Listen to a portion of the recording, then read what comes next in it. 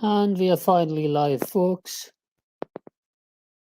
Good morning, good afternoon, good evening, wherever you guys are placed. This is the Catholic Biblicist, and today we'll just be having a bit of a chill video. Lord willing, this might have a second part as well, because I've still got to review the second video between these two frauds, Esther Dhanraj, aka Hindu Jezebel, and Tovia Singer, or rather call him Abdul Takia Swinger. Good to see you, Dean, servant of Jesus Christ. Hey, John, good to see you. Just waiting for more people to show up. And hey, Valerian, God bless you. Hey, Steadfast Godcast, good to see you. So yeah, it's been a while since I'd last streamed. Please keep me in prayers for the session. I ask God, the Almighty Trinity, to bless all of us and let the Spirit take over and just guide the session. And we don't get into issues like internet connection problems and technical issues and all those kind of sorts. And yeah, just mods, just be vigilant about detractors or attackers coming in the chat, because I have a feeling that fraud Canadian Catholics followers are just going to show up pretty soon. Hey, Sadat, good to see you, man. Oh, yes, John, I do understand and speak Hindi. Anyway, first of all, I'll just drop the link in the chat. You guys can have a look. Can you guys see the link in the chat? So that's the video I'll be reviewing today. And I'll just share my screen. Share the entire screen.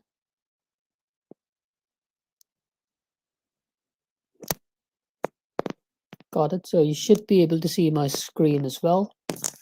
Hey, Lucian. Good to see you, man. Long time.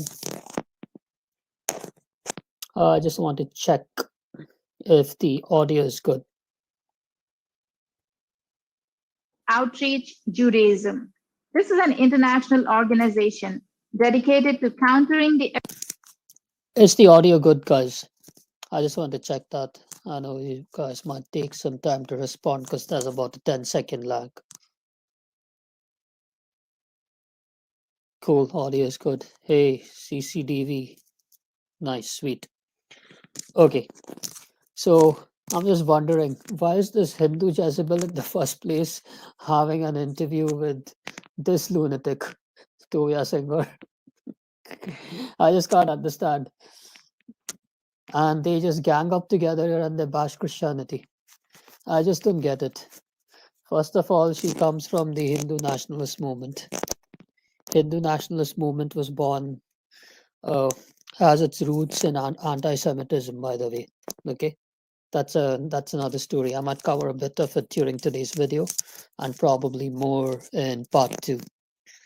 And the other thing, this Jezebel goes about attacking the Old Testament and also the God of the Old Testament. So I just don't get it.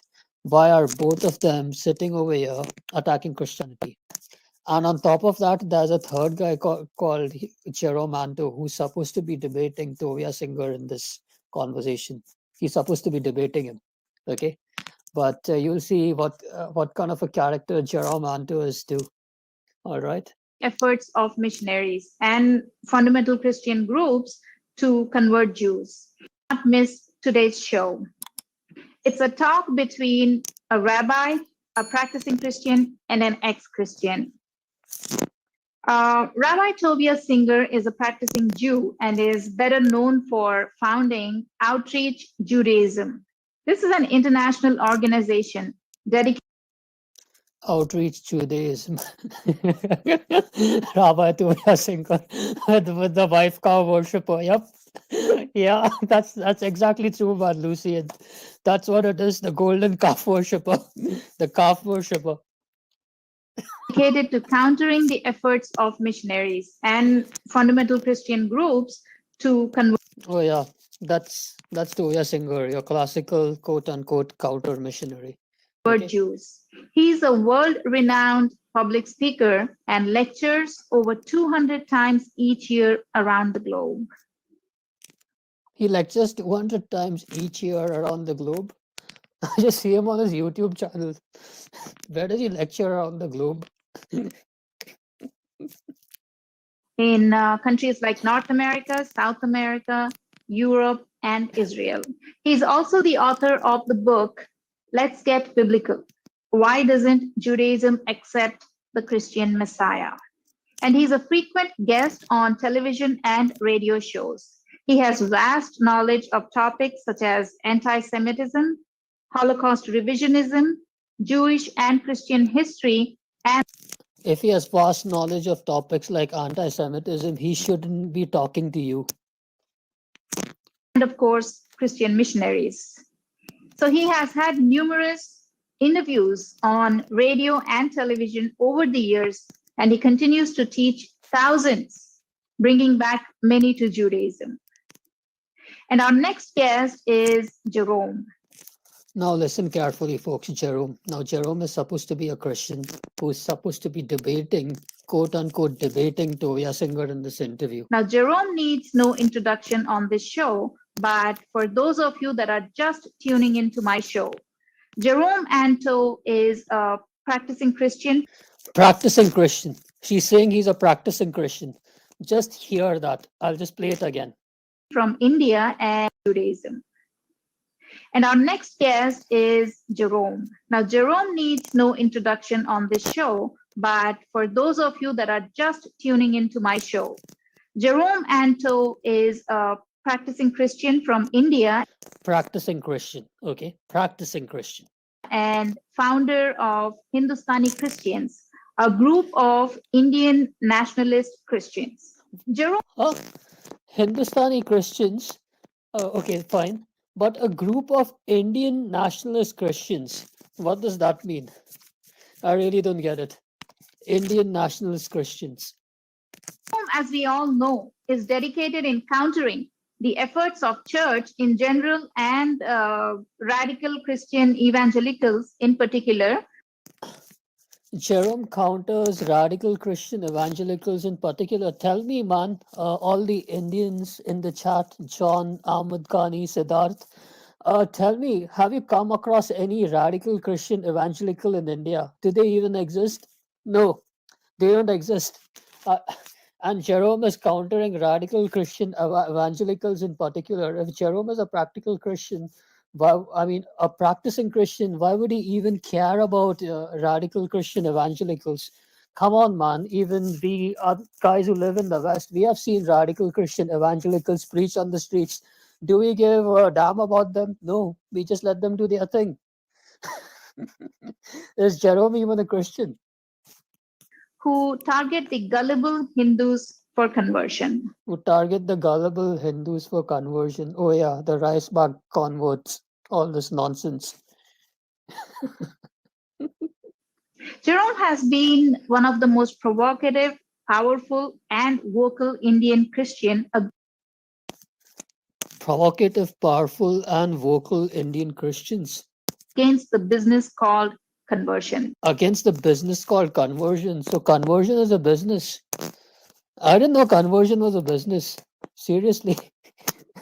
But I mean, she does have a fair point in some cases. Like if you're talking about prosperity gospels and some kind of these cult groups, like say Jehovah's Witnesses and things like that, then yeah, conversion can be a business sometimes. And it is regardless of religion. Okay. Oh, yeah. Jerome could be claiming to be a Christian as a publicity stunt, a bit like Canadian Catholic. Yeah, you could be onto something, Catholic Crusader. Let's see. And speaking of Canadian Catholic, Lord willing, in tomorrow's expose of Canadian Catholic, I might mention Tovia Singer. I might.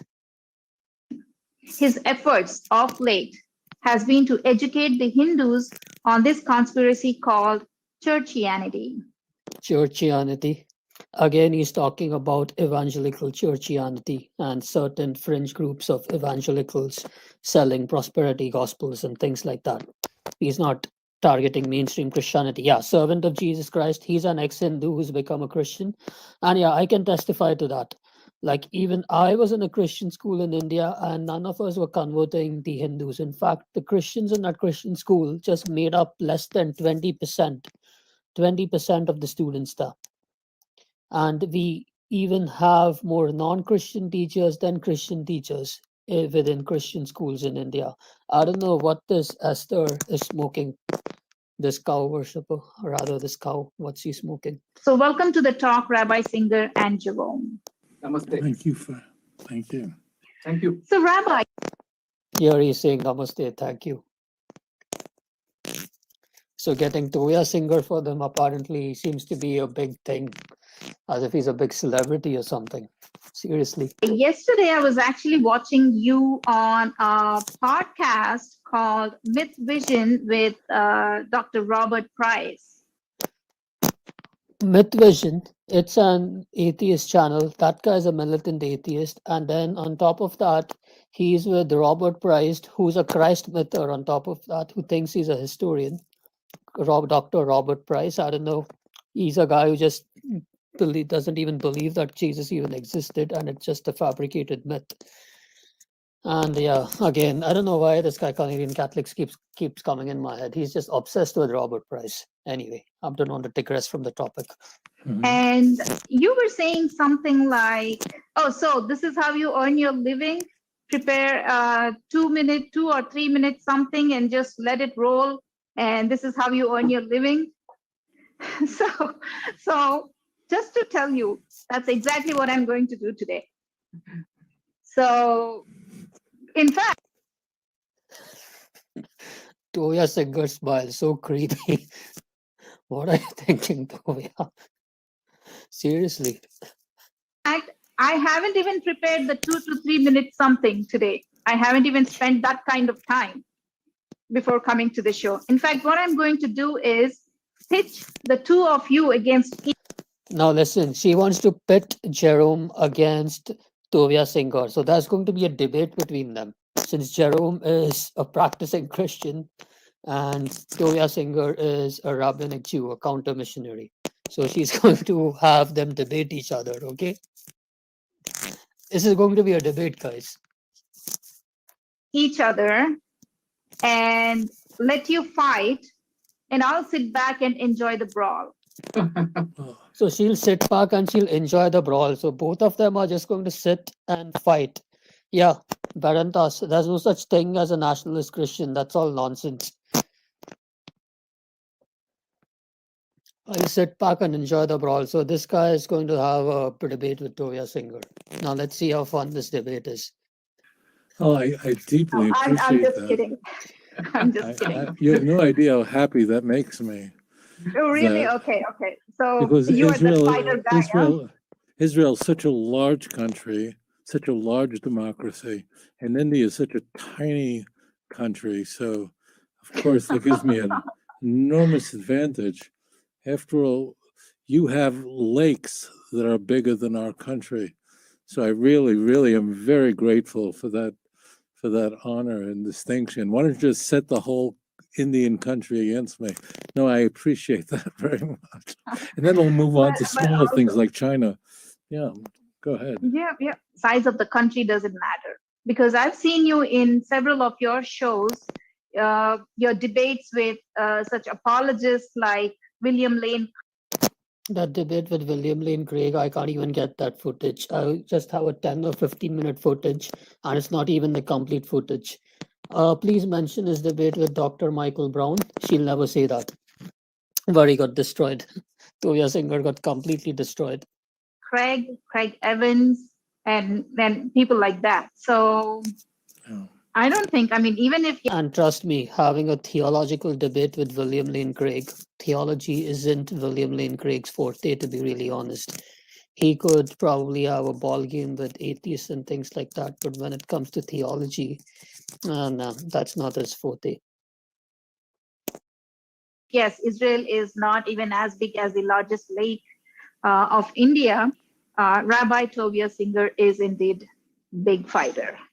Yeah. So A big fighter. He's more of a big coward who hides behind Muslims, attacks Christianity. I'll give that to you. But Yeah. what I'm really going to do is I will let the two of you talk Hmm. because the kind of work that you are doing is what connects you both. So The kind of work that you are doing is what connects you both. So I thought this was supposed to be a debate. Now she's just trying to say the kind of work they are both doing. So like Tovia Singer, he's a counter missionary, and this guy is also claiming to be a counter missionary in India, but says he's a practicing Catholic. I just don't get this logic. I'm sure Jerome has prepared little more than just 2 or 3 minutes something for you. So we'll Sure. just let it rolling. Sure. So Jerome, Okay, so the debate between the two of them is going to start. I don't know what they are going to debate about. I want you to open the talk. First of all, thank you so much for arranging this talk. And Rabbi, I am ever grateful to you for coming over the show.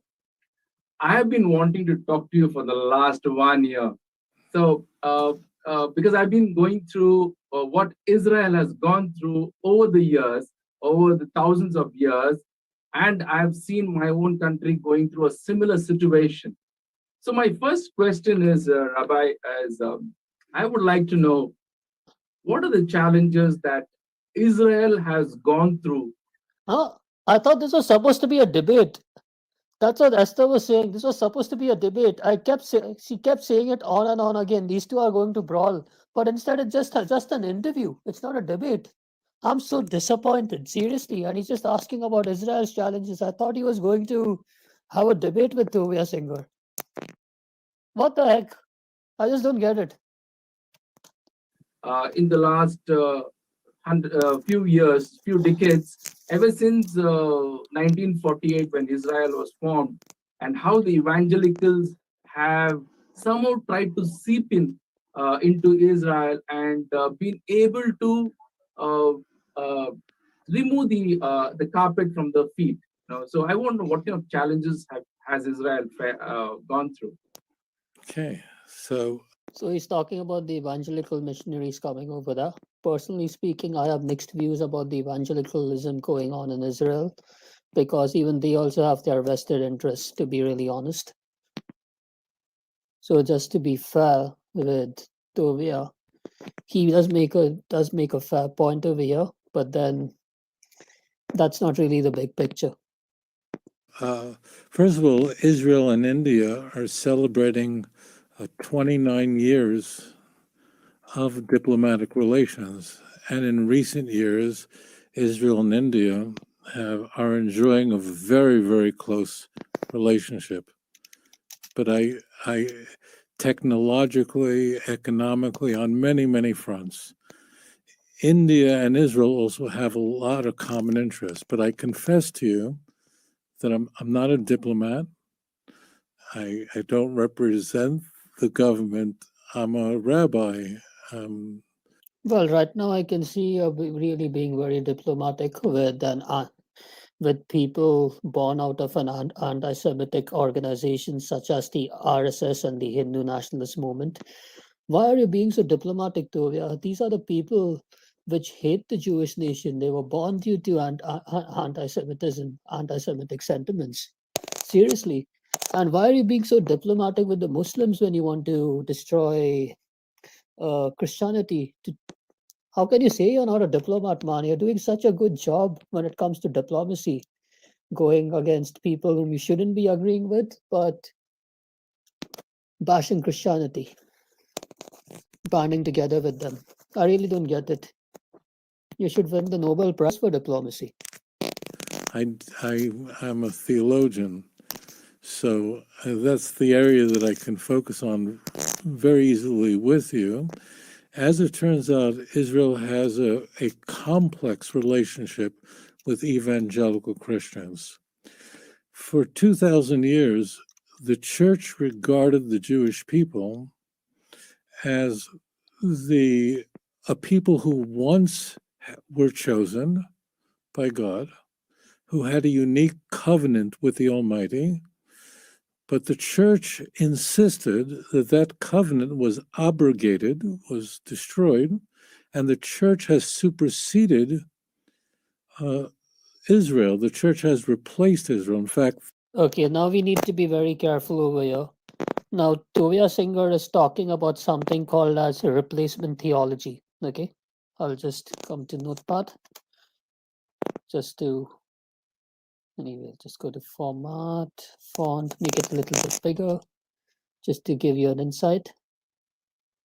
Size 20. So he's talking about replacement theology, or say covenant theology.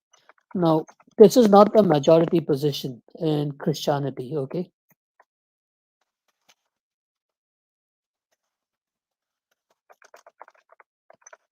And certainly not a position within the apostolic churches.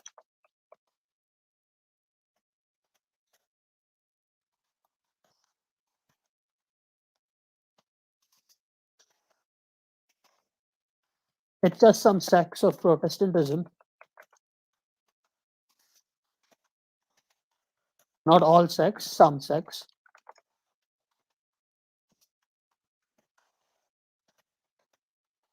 Okay, so he's just talking about that. So Tovia at this stage, he's not really refuting Christianity.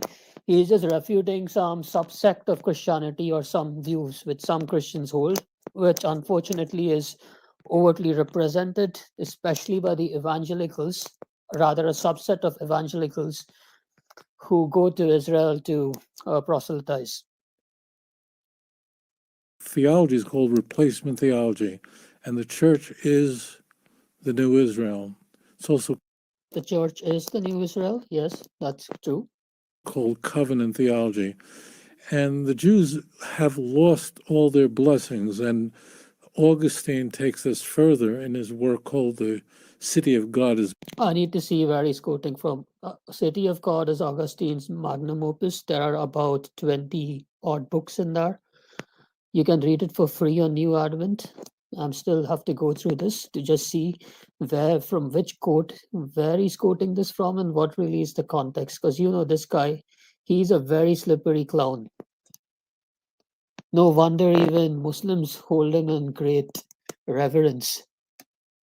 He's a prophet for them, man. He's a greater prophet for Muslims as compared to even Bart Ehrman.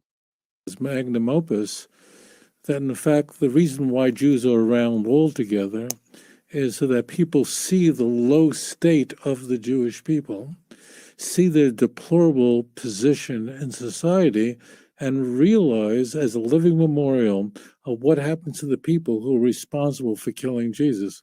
And Augustine had good reason to think that way. It's because the Christian Bible portrays the Jews exactly that way. And that's... No, it doesn't.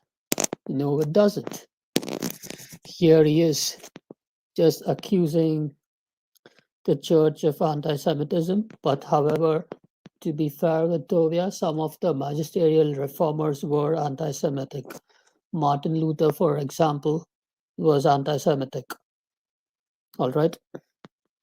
There were certain episodes of anti-Semitism within the history of the church, but as a whole, speaking, we are not really anti-Semitic. Yeah, he's from the RSS, man. How not just the Roman Catholic Church believed and espoused, but that's how the Orthodox Church believed, and the Orthodox Church believes it, the Roman Catholic Church believes it. What nonsense is this, man? Seriously? The earliest reformers were all virulent anti-Semites. I could say that about Martin Luther and maybe John Calvin, but I'm not sure about the others. Luther and Calvin and Bucer, they all were. and they all believe this. But something dramatically changed in the church in the 19th century, where there's a man, his name was John Nelson Darby, had a new view. And the new view is that the Jewish people have a promise from God that cannot be undone, cannot be abrogated. And in fact, God still has a covenant with the Jewish people, and the Jews must return to the land of Israel. Okay, now tovia straw man about the Christian Bible. Okay, so let's go to Romans.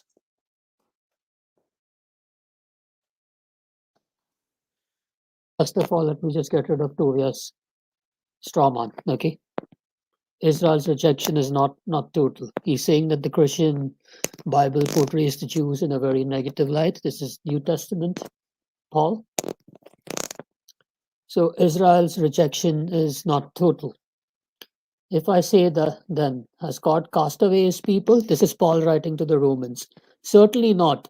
For I also am an Israelite of the seed of Abraham of the tribe of Benjamin. Thanks for sharing the link there, then, Dragana.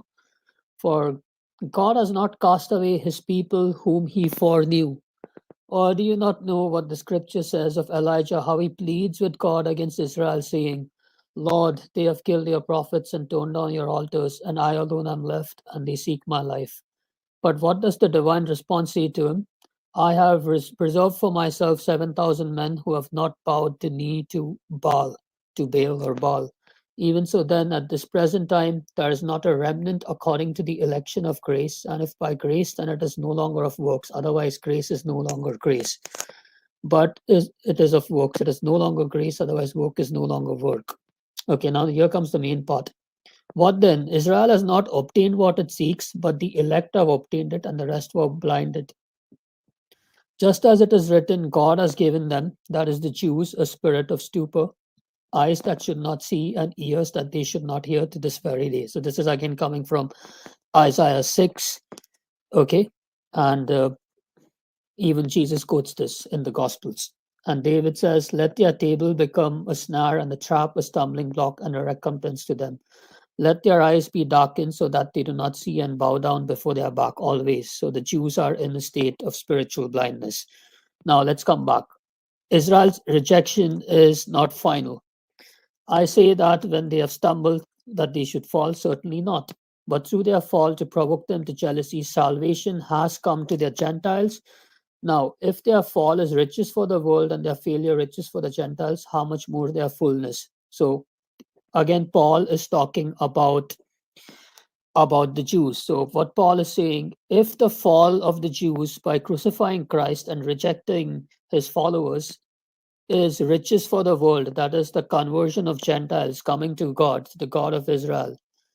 If the failure of the Jews bring about such riches for the world, then just imagine how much would it be for the Jews coming to the fullness of faith being for the world. For I speak to you Gentiles, inasmuch as I am an apostle to the Gentiles, I magnify my ministry. If by any means I may provoke to jealousy those who are my flesh and save some of them, here he goes. For if by their being cast away is the reconciling of the world, what will their acceptance be but life from the dead? For if the first fruit is holy, the lump is also holy, and if the root is holy, so are the branches. Okay. Now he's talking specifically to us, that is the Gentiles. He's talking to the Romans, but specifically to us, the Gentile converts, the Gentiles. Okay. And if some of the branches were broken off from the tree, and you being a wild olive tree, so Paul is calling us Gentiles a wild olive tree, were grafted in among them, and with them became a partaker of the root and fatness of the olive tree. So suppose he's saying that the faith is the olive tree, and the Jews are the natural branches which grow from that olive tree, whereas we are branches of a wild olive tree which have artificially been grafted onto this one. So that's how Paul is comparing us. But if you do boast, remember that you do not support the root, but the root supports you. There you go, the root. That's Christ. If you say, then branches were broken off that I might be grafted in. So again, Paul is saying to the Gentile believers, that is to the church or the Gentile church, that we should never boast that the Jews were broken off, that we might be that replace him. So, see, this verse itself refutes this so called replacement theology, and there is Tovia singers strawmanning the New Testament. Well said, because of unbelief they were broken off, and you stand by faith. Do not be proud, but fear. For if God did not spare the natural branches, that is the Jews, he may not spare you either, because we are the unnatural branches. There you go. Therefore, consider the goodness and severity of God on those who fell, severity, but towards you, goodness. If you continue in his goodness, remember this. Otherwise, you also will be cut off. Remember this. If we continue to live as God tells us to do, following his word, living a life which is acceptable to God, we will continue to be in the branches, otherwise, we will be cut off. And now he's talking of the Jews. And they also, if they do not continue in unbelief, he's saying that, will be grafted in, for God is able to graft them in again. So if the Jew repents, follows Christ, they will be grafted in because it's possible with God. For if you were cut out of the olive tree, which is wild by nature, and were grafted contrary to nature into a cultivated olive tree, that is the tree from which the Jews base their faith on, how much more will these who are natural branches be grafted in easily into their own olive tree? There you go. Tovia Singer's lie here just got refuted. He was, I'll just play it again. but something dramatic of the Jewish people. In fact, theology is called replacement theology, See, and the church is the new Israel. It's also called covenant theology. And the Jews have lost all their blessings. And Augustine takes us further in his work called the Christian Movement, comprises about 1/5, 20% of the United States returned to the land of Israel. He okay. was born in England and he preached in the United States. He had a new view. And the new view So he's talking about this other guy in the 19th century. Now, remember, in the 19th century, we had the Christian Restorationist movement. So some people started saying things like the Protestant Reformation failed, the Catholic Church has failed. Yeah, sure. You might have to put some speakers on EMB because I did have decent volume. I think it could just be Tovia's voice actually. I'll try to increase it as much as I can. So this guy, John Nelson Darby, he's saying he had a new view. is that the Jewish people have a promise from God that cannot be undone, cannot be abrogated. It's not a new view, man. I just read it out to you from Romans 11. And in fact, God still has a covenant with the Jewish people, and the Jews must return to the land of Israel. He was born in England and he preached in the United States, and his ideas were spread by very famous people like Cyrus Schofield, Moody, and others. As it turns out, today, their evangelical Christian movement comprises about 1/5, 20% of the United States, largest voting bloc, and they're very, very pro-Israel. Very pro-Israel.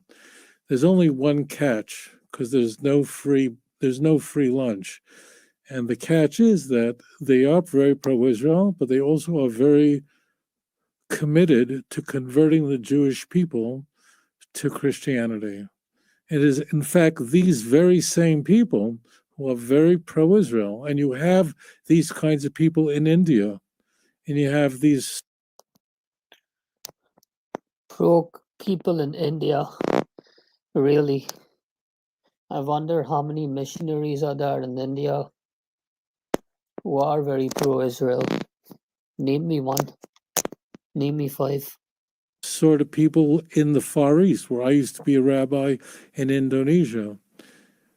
It is these people who have this view who are the most committed to converting the Jews to Christianity. To our people, this is an existential threat, and therefore it's Let me just rephrase that again. His voice has suddenly grown a bit soft. people in the Far East, where I used to be a rabbi in Indonesia. Okay, now hear this sentence, guys. Again, hear this sentence again. It is these people who have this view who are the most committed to converting the Jews to Christianity. Okay, so these people convert the Jews to Christianity. Now he's calling them a threat. To our people, this is an existential threat. To an existential threat. What are you smoking, Tovia singer? Now that's one thing. Now he's talking about the evangelicals converting Jews, but let me tell you one thing. 80 to 90% of Jews on planet Earth, 80 to 90% of them are atheists. They are secular. Forget Christianity, forget Judaism. If you're going to Israel, 30 to 40% of them are secular. They're having things like gay parades and all these kinds of things happening in Israel. You should be worried more about atheism and secularism and woke culture growing in Israel than Christianity. Seriously, man. I don't know what you're smoking. That Christians are a threat to your people. And therefore, it's vital for us to respond to these very serious charges that are made against the Jewish faith. What serious charges? And my role is to respond to very, very serious accusations against Judaism. To respond to very, very serious accusations against Judaism. Yeah. Like your YouTube channel, you sit over there, and when Christian debaters ask you for a debate, whether it's Michael Brown or somebody who could challenge you for a debate, someone who knows Hebrew, or even some messianic Jew who knows Hebrew, like from One for Israel ministry, nah, you just chicken out. Or you don't respond to them. Why are you so scared, Tovia? Because while on one hand, these evangelical Christians are very pro-Israel, meaning for the country, and they are very supportive in every way, economically, of the state of Israel. On the other hand, they are very committed to evangelizing and destroying the Jewish faith. Destroying the Jewish faith. Really, destroying the Jewish faith.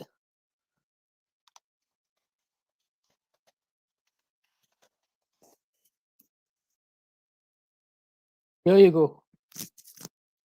You guys can't read it. Secularism in Israel. I'll just increase the size.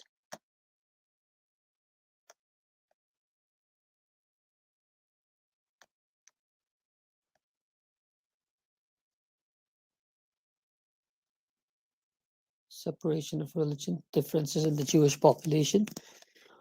Secular Jews make up about 41.4% of the Jewish population, atheists in Israel, followed by the traditional Jews, which account for 38.5%. That's Tovia Singer's party, with the remaining 40% populated by the Orthodox and ultra Orthodox. So now those are the extreme Jews.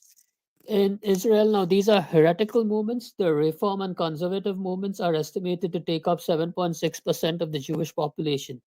It's not Tovia Singer's movement of, say, ultra Orthodox Judaism. Okay. So this is a problem, and I don't know what's he talking about. Coming back, Christianity isn't a threat, man.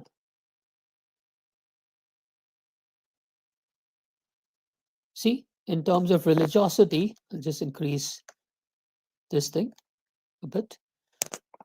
Jews aged 20 and over 44% define themselves as secular. 27% define themselves as traditional. 12% as traditionally observant.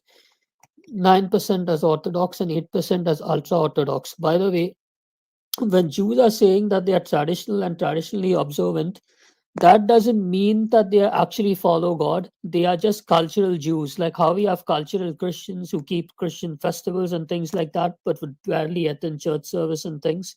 They're just cultural Jews. That's about it. Okay. So they're just following some Jewish customs and Jewish laws, but not necessarily worshipping a God. Where Toya Singer falls in is this category over here. And if you're talking about Christianity, what is it? Less than 5%, 3%, 2%? Or Messianic Judaism? Messianic Judaism doesn't even make up 1% of Israel's population, by the way. Just to be clear with facts and figures.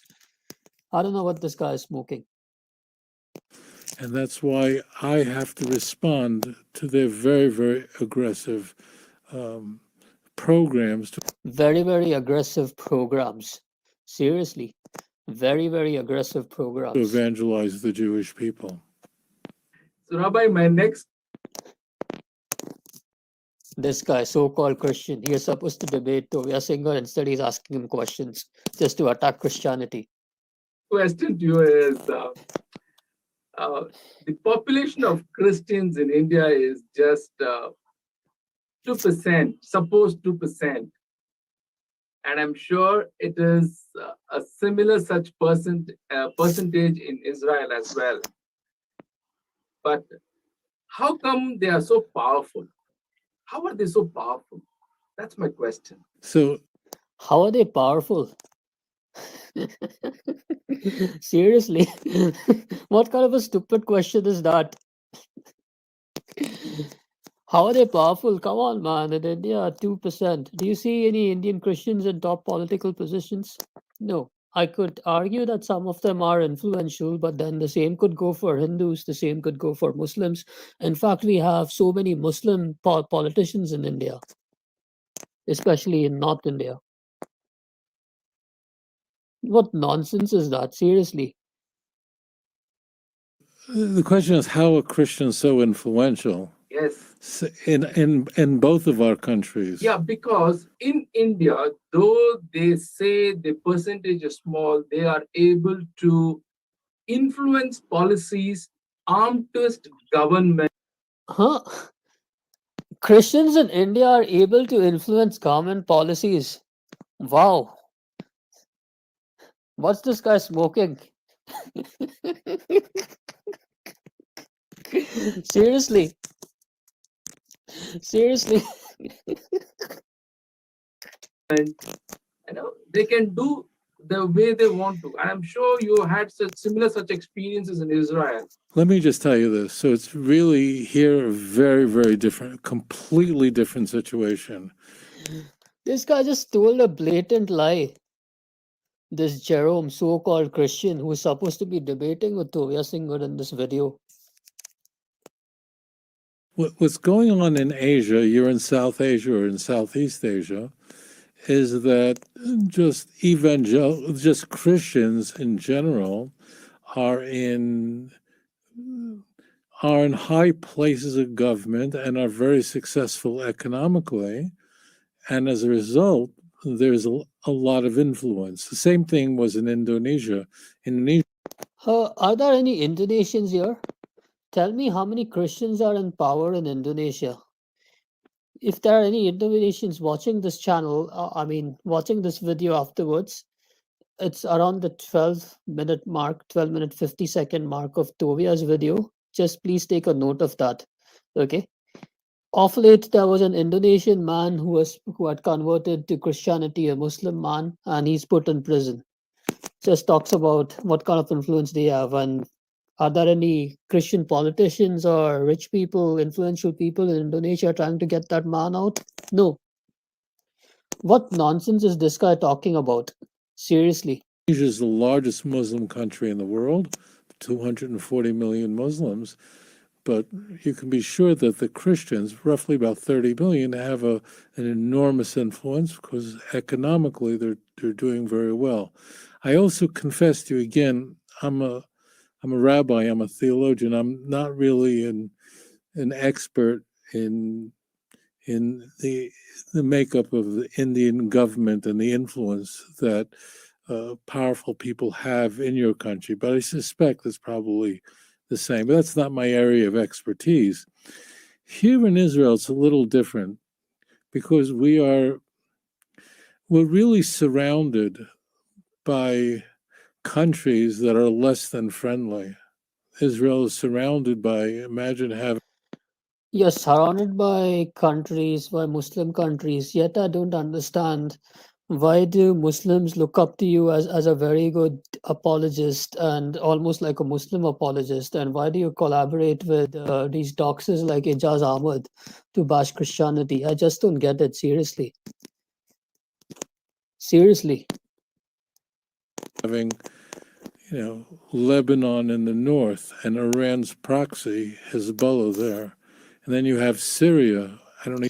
FYI, he's talking to a person who's affiliated with the Hindu right wing right now. And just to let you know, Iran has good relations with India. Okay, Iran's got good relations with India, trade relations. I need to tell you about Syria. And then Israel has a relationship with Jordan, has sort of a cold peace with Jordan. But if you go further east, you hit Iraq and Iran, and there's a troublesome relationship there. So Israel has always felt under siege. The Jewish people has felt under siege for good reason.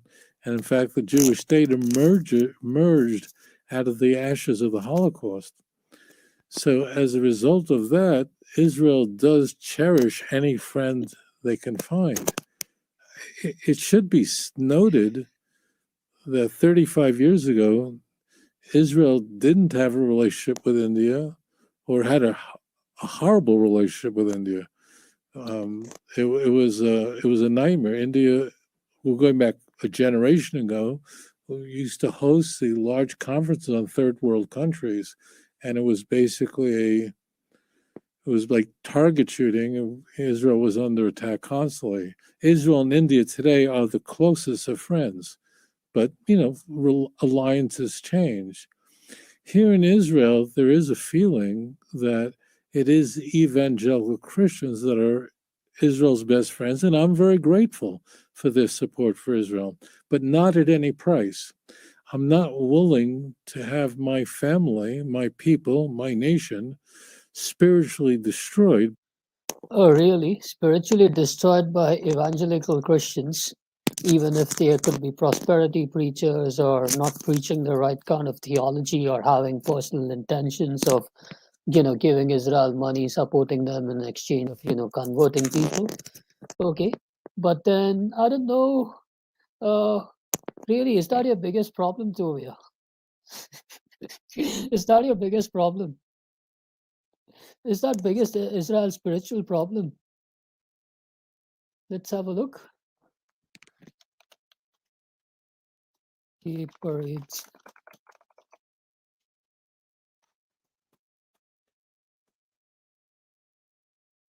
Yeah, see, gay prides events Friday 10th June, Israel. This is what's happening in Israel. See, 8th June, 6th June, Tel Aviv, the capital. Pride parade, 10th June. Search more events. Seriously, Tovia, do you support all this? I guess you do, because you see, Christianity is a problem, not all the secular woke nonsense, which has already taken over your country. Pride Week events 2022. They are having Pride Week. Tens of thousands attend Pride Parade in Israel's Tel Aviv last year. Gay Pride Month, the Times of Israel. Seriously. By these evangelicals because Let's read that again. Israel's best friends, and I'm very grateful for their support for Israel, but not at any price. I'm not willing to have my family, my people, my nation spiritually destroyed by these evangelicals. Spiritually destroyed by these evangelicals. You have another problem in your backyard, man. And they are already spiritually destroyed, just as you are. Because they support American military support of Israel. That's not a price that we're willing to pay. So these evangelicals are very, very well connected here, not because of finances as much as you would find in the East, but they're very well connected to the government because they're very close to Washington. And as a result, they had just enormous amount of influence here in Israel. And thank God I have been here in Israel for a year and a half and have changed the map here. So their influence is now receding, and Israelis are becoming more and more aware of the danger that these missionaries pose.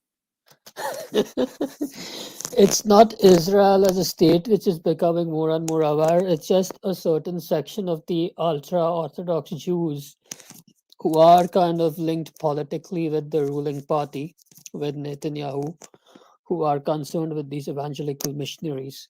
But if you want to tell them to stop atheism and secularism and all these things, or even Abdulism for that matter, nah, nothing. It's just Christianity. You have a problem with Christianity. Yes, we in India face a similar or slightly worse situation because A worse situation, and this guy is supposed quote unquote Christian, and now just look at the lies he's spewing. we were ruled by the Europeans for almost 500 odd years, and we are going to reach 100 years of independence in the next 20 years, and there's a scare that uh, the we are going back to what we were prior independence. There are still There's a scare that we are going back to what we were prior independence. Seriously, what scare, man? What are you guys so scared of? People in India are also like kind of getting more secular if you're discounting the Hindu right wing. I don't know what the scare is. so many, especially Christians, that say that colonizing of India was a great thing. I would no, not many Christians really say that colonizing India was a great thing. Actually, the colonists which had come to India, which is the East India Company from Britain, they had their own goals. After that, the British Crown actually took over, and after the British Crown took over, there was still discontent among the Indians over there. That resulted in a kind of an uprising, but which was crushed sometime in the 19th century. After that, you know what happened? The social reforms which took place in India, they happened due to Christian missionaries. Most of the social reformers in India, they were influenced by Christian missionaries to start schools and even to teach women for women's education, by the way. They were influenced by Christian missionaries, not by the colonists, not by imperial colonism, not by the British Crown, but just by Christian missionaries, and you could say even the Catholic Church. I don't know what the heck are you yakking about? Seriously. You would not have been reading or writing today if it weren't for this reformer, for this Indian reformer. I'll just read his name. His name is Jyotirao Phule.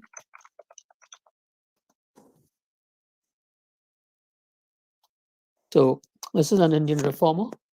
He's the guy who pioneered women's education in India.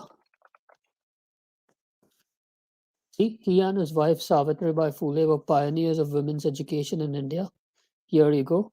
And he was actually thrown out of his house for educating his wife. His wife became the first women teacher in India, and he was influenced a lot by Christian missionaries. I'm not sure if Wikipedia has edited this. Yeah. He visited a girls' school in Ahmednagar run by Christian missionaries when he was age 21, and he bought this over there. And there were other practices in India, like, say, child marriage, which also happens in Abdulism. It still happens now in traditional families. That got abolished. Okay, like 6 or 7 years old girls marrying adult men, which also happens, unfortunately, or in Abdulism as well. Same demonic stuff, rebranded as another religion. Yeah, sati, that is the practice of a widow committing suicide. Okay, after her husband dies, so a widow has to end up burning herself in the fire. And there's also another thing called as prohibition of widows from remarriage. If they are not committing sati, they have to live a very much an ostracized life. They were not allowed to remarry at all. So it was that bad. It was really that bad. I don't know what this cow is talking about here, seriously. because there are even statements put out something to the effect that the reason we are wearing clothes today is because of the missionaries or the colonizers. Absolutely. Not just English medium schools or hospitals.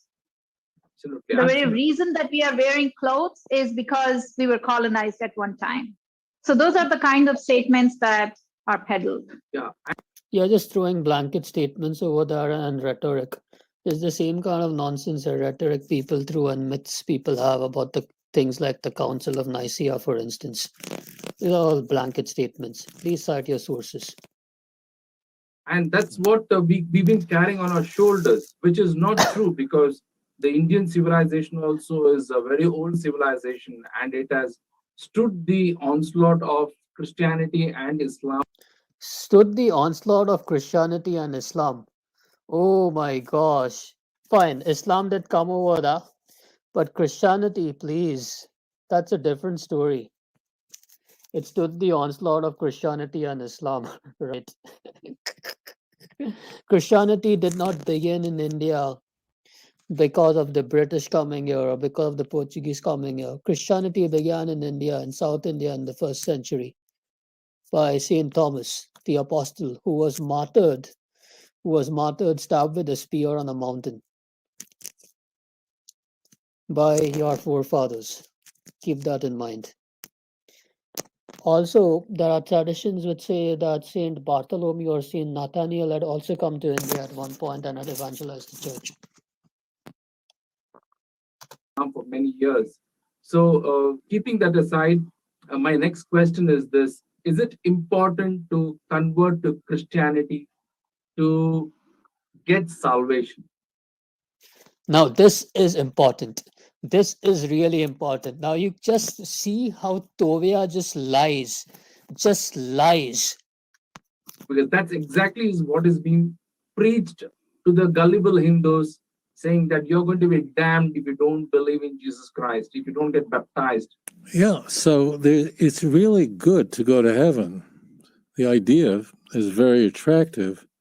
What makes the evangelical Christian message so dangerous is what they're saying is if you want to be healthy, smoke cigarettes. That means You have to be healthy, then you smoke cigarettes. That's what they say if you want to be baptized and convert as a Christian. that means the idea of going. And remember, this was supposed to be a debate between this Jerome guy and Tovia Singer, and Jerome was supposed to be an Indian nationalist, quote unquote Christian. Instead, he's just giving Tovia incentive to attack Christianity by his questions. Seriously. Going to heaven or something really terrific happening after you die, that's great. That's the good part. The problem is they're selling a counterfeit message. They're telling people if you want to be healthy, eat a lot of fatty foods. Just look at yourself, man. Eat a lot of fatty foods. Just look at yourself. I mean, you should follow your own advice. Seriously, actually, you should follow that advice, Tovia Singer. I can see that you're actually implementing it quite well. If you want to be healthy, take drugs. It's the worst possible advice someone could be given. Now, as it turns out, people are very concerned about the afterlife. They are. People are afraid of dying, petrified, and they don't know what happens on the other side of the grave. And it's the claim of going. Now listen. Now listen. Now listen to these lies which are coming there from Takya Swinger. He's not Tovia Singer, he's Takya Swinger. To heaven is fantastic for a false religion. He's calling Christianity a false religion again. Hey, you're talking to a Hindu there. Is Hinduism not more of a false religion?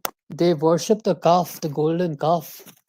Seriously, why are you coming together with the calf worshipper? Because it's unfalsifiable. It can't be tested. You can't examine it. You can't go to a cemetery, dig up dead people, and ask them what happened to you. So it's exploiting a fear that people have, what happens after you die, and then you can't test out if it's going to deliver. So this is a major problem.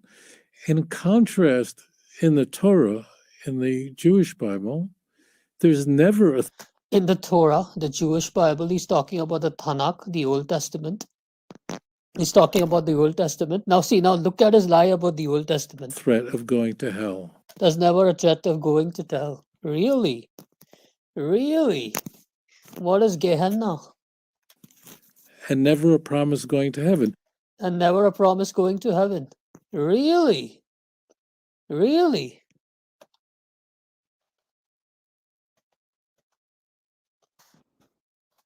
Daniel 12, New King James. Prophecy of the end of time. At that time, Michael shall stand up, that is Saint Michael, the great prince who stands watch over the sons of the people, and there shall be a time of trouble, as such saying never as a nation. So it's talking about the end times. Here. See, even to that time, and at that time your people shall be delivered, everyone who is found written in the book, listen, written in the book of life, and many of those who sleep in the dust of the earth shall awake the resurrection, some to everlasting life, and some to shame and everlasting covenant, heaven and hell after the resurrection. Get lost, tovia, Old Testament, Daniel 12. It's as explicit. There are other places in the Bible where I can show this in the Old Testament, but this is as explicit as it gets. Those who are wise shall shine like the brightness of the firmament. Firmament, that's to like describe heaven, God's firmament, God's throne. And those who turn many to righteousness like the stars forever and ever.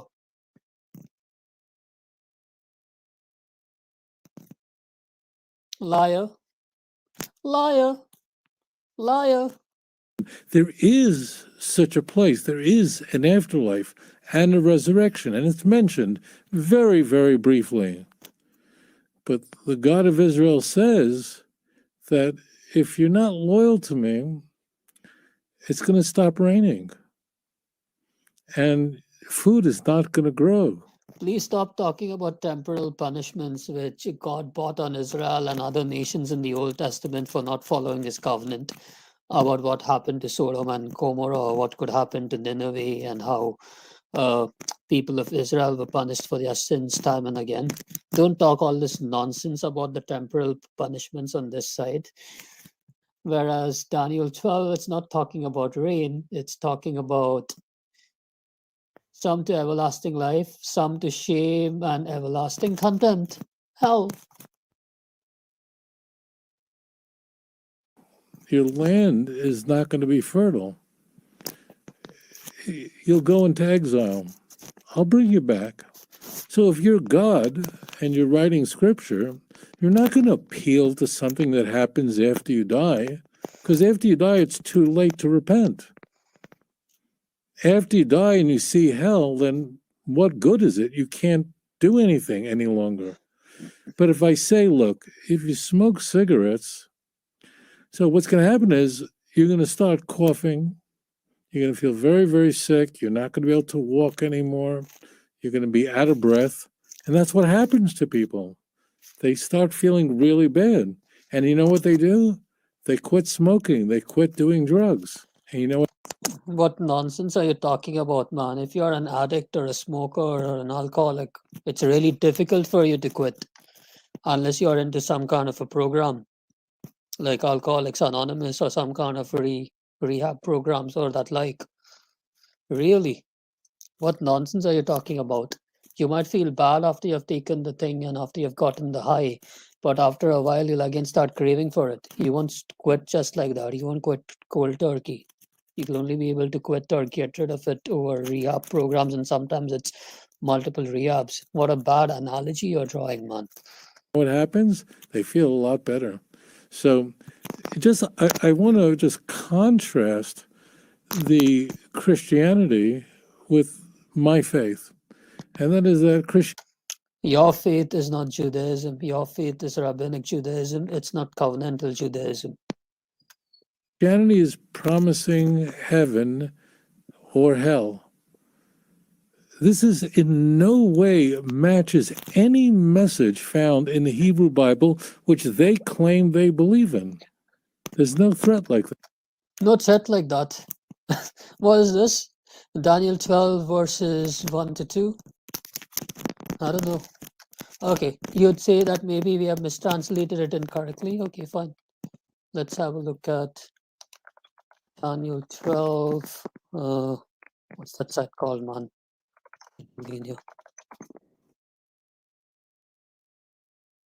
This is your Masoretic manuscripts, by the way.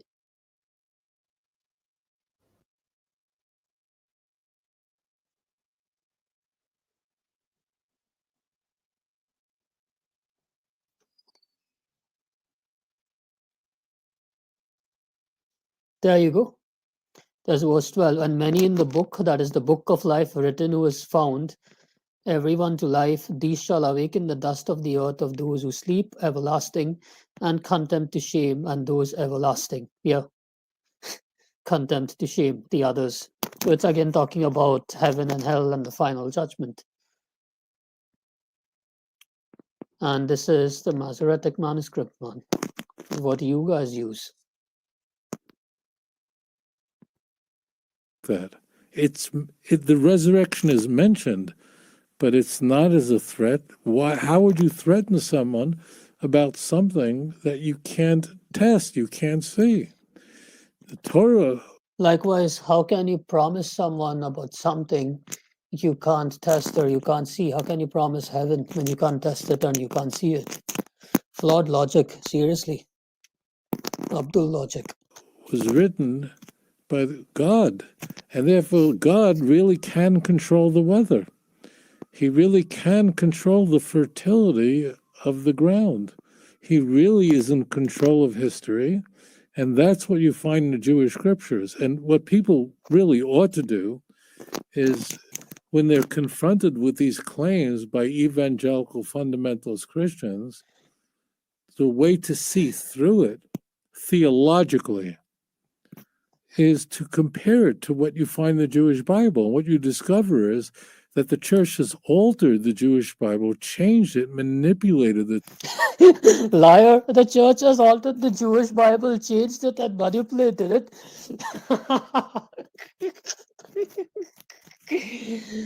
You guys are the ones who tampered with the Bible and in your Masoretic text and altered it.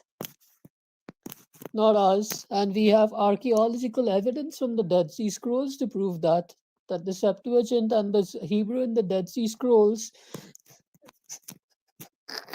is much closer to the Catholic Bible and say the Orthodox Bibles today as compared to what you guys are using, the Masoretic text. The text to make it appear Christological. To make it appear Christological, you are the guys who put vowels over there in the wrong places.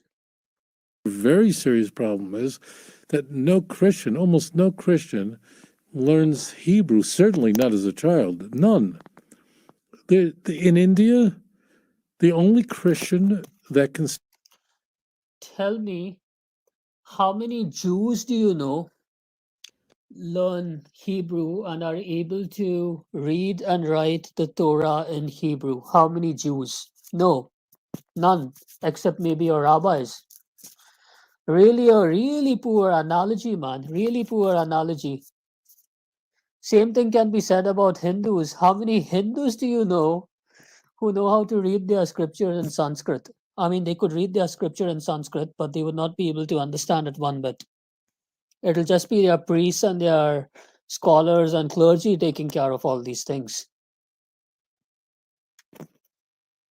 Speak Hebrew is a professor at a university. That's it. That's it. That means if you go to the...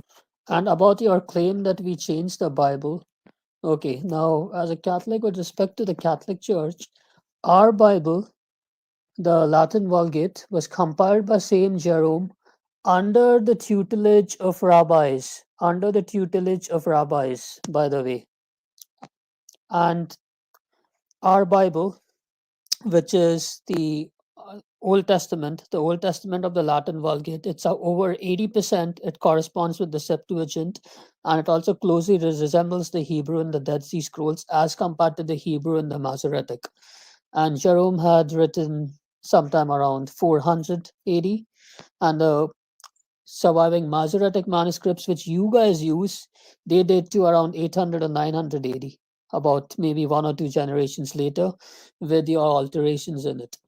You want proof? Your own Jewish virtual library, your own Jewish websites praise Jerome. They praise Jerome. I'll just show it to you.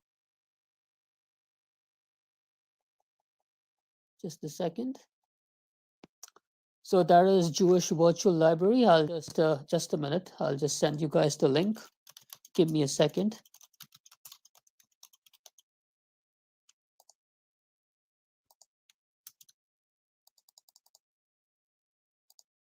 Here you go. And here's the article. In case if you can see it, I've just dropped the link in the chat. So this is Saint Jerome, Latin church father, born to Christian parents in Stridon, Dalmatia, and sent by them to study in Rome.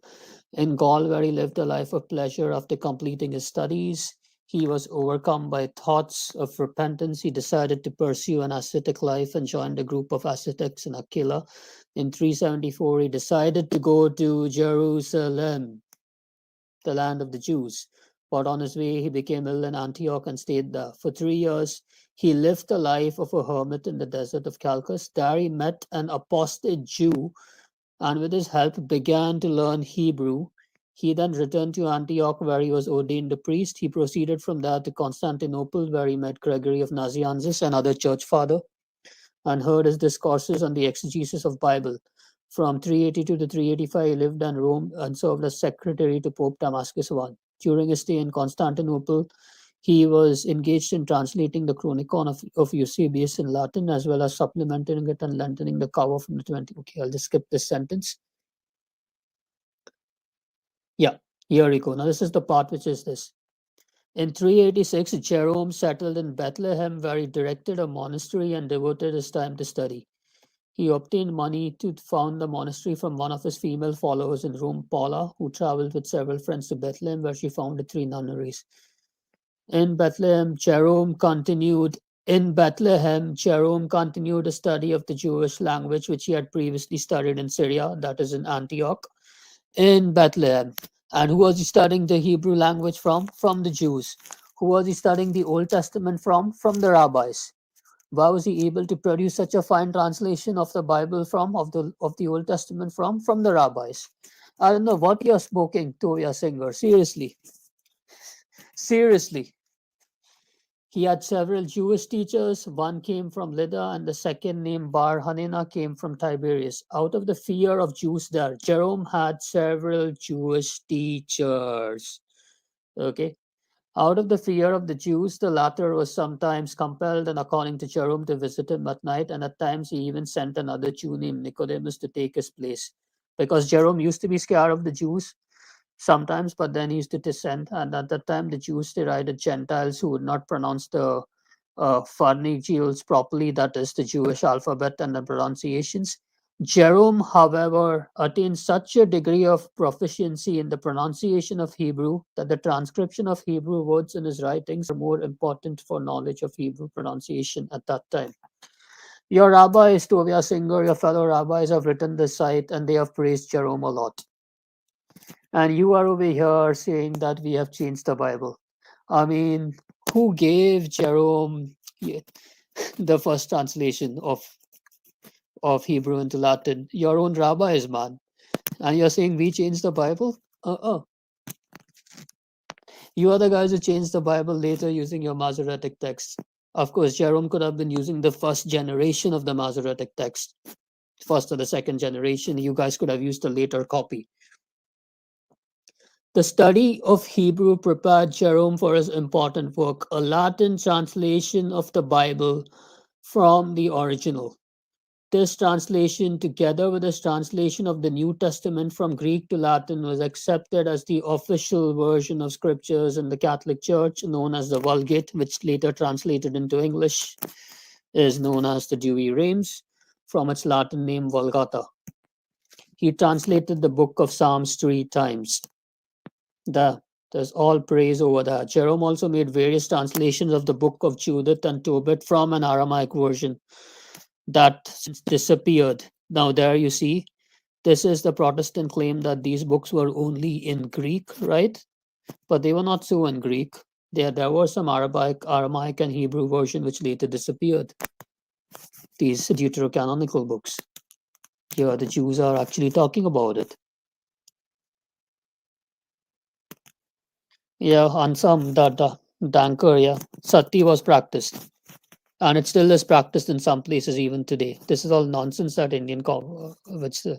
which these guys are talking about. Anyway, back to this guy's lies. Major universities in India, in New Delhi, you could take biblical Hebrew, and the professor is probably a Jew who came in to get a job. But let's just say, in a country of more than 1 billion people, the second largest country in the world, the largest democracy in the world, country that's so large, and yet in that country, I don't know if there are 5 Christians in the whole country that are literate in Hebrew and could read the Hebrew Bible in its original language, although there are so many Christians. Now, why? Because Indian children are not smart enough? No. They were robbed of an education of the simple reading of the original language of the Hebrew Bible. Isn't that insane? That means you have so many Christian schools in India, so many, all over the country. I mean, in the areas where Christians live. Oh, tell me, how good do you fare against Christians who know Hebrew? Your debate with Michael Brown, it's plastered all over the internet. You don't want to debate Messianic Jews from the one from Ministry Israel who know the Hebrew, who actually are native speakers of Hebrew. You, my friend Tovia, are an American who has kind of learned Hebrew as an academic discipline, whereas the native speakers of Hebrew, the Messianic Jews over there from the one from Israel Ministry, they will take you down. You don't even want to debate them. Seriously. And here I just spoke about Jerome. So in other words, our English Bible, which we hold over here, if you are holding a copy of the Douay Rheims, it's a direct English translation of the Latin, which was translated from Jerome, who learned Hebrew under rabbis for years within Israel. And not one of them, not one, is teaching Christian children Hebrew. Oh, they learn. Tell me, when it comes to Hinduism today, how many of them actually will end up learning Sanskrit? Nope. Tell me, like, when it comes to Hebrew, who are the people actually learned in Hebrew when it comes to the Torah? Who are the people actually learned in Hebrew when it comes to the Torah among the Jews, among the rabbinic Jews? It's only the rabbis. It's only the rabbis, not the laity. It's only the rabbis. Learn English, and they might learn French and all kinds of other ridiculous, but the Hebrew they don't learn. So therefore, all these Christians who fill stadiums in India, He's again talking about prosperity preaching and stadiums. Now I'm going to come to that. In India, you have Christian pastors that could fill a stadium of tens of thousands of people. Some of these He's talking about the mega church pastors, the prosperity pastors, like, for example, the Joel Osteen equivalents in India. That's not Christianity. Pastors come from the United States on private planes. They come to India with empty suitcases, and when they leave India, their suitcases are full of money, full of jewelry that people give them. Well, the same can be said about the people whom you're talking to. I'll come to that. With promises that they'll have more money if they give them their money. I know this personally. It's just a prosperity gospel, man. It's a false brand of Christianity. You're not refuting Christianity.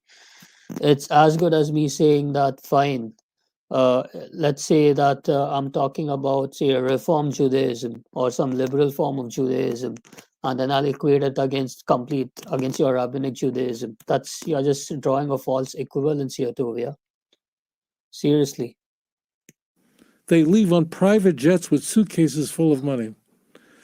And what happens is, tragically, the Indian Christians don't read Hebrew. That means they have no access to the original, and they have to rely on false translations, fake translations, not just the English, but in the languages. There are many languages in India, as you know, and they've translated the Bible into those languages, and all those translations are completely corrupt. Completely corrupt, no access. You just go here to the interlinear, you have access. Saying you're completely corrupt, you go to the Blue Letter Bible, you have access. Come on, man, what are you guys talking about? And they're completely corrupt. Can you verify that with other Hebrew scholars or even secular Hebrew scholars? No, you can't. And therefore, Christians, my heart goes out to them. That's why I devoted my life to helping them, because they don't know any better. They don't go to the original. It's something so basic. Where have we heard this nonsense? Where have we heard this nonsense? You should go to the originals. You should know it in that language. Who else yaks all this nonsense? Which other religion reacts all this nonsense? If we remove their book out and remove their sources out and say, nah, that's what the English says, that's not what the Arabic has to say. And this moron, he's just saying the same thing. Go to the originals.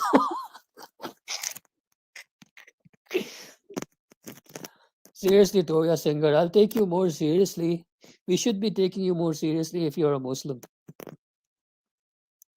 So fundamental is to go to the original document, not to go to a translation, which is really a commentary, in this case, a corrupt commentary. I have A corrupt commentary, which is a translation. Oh boy.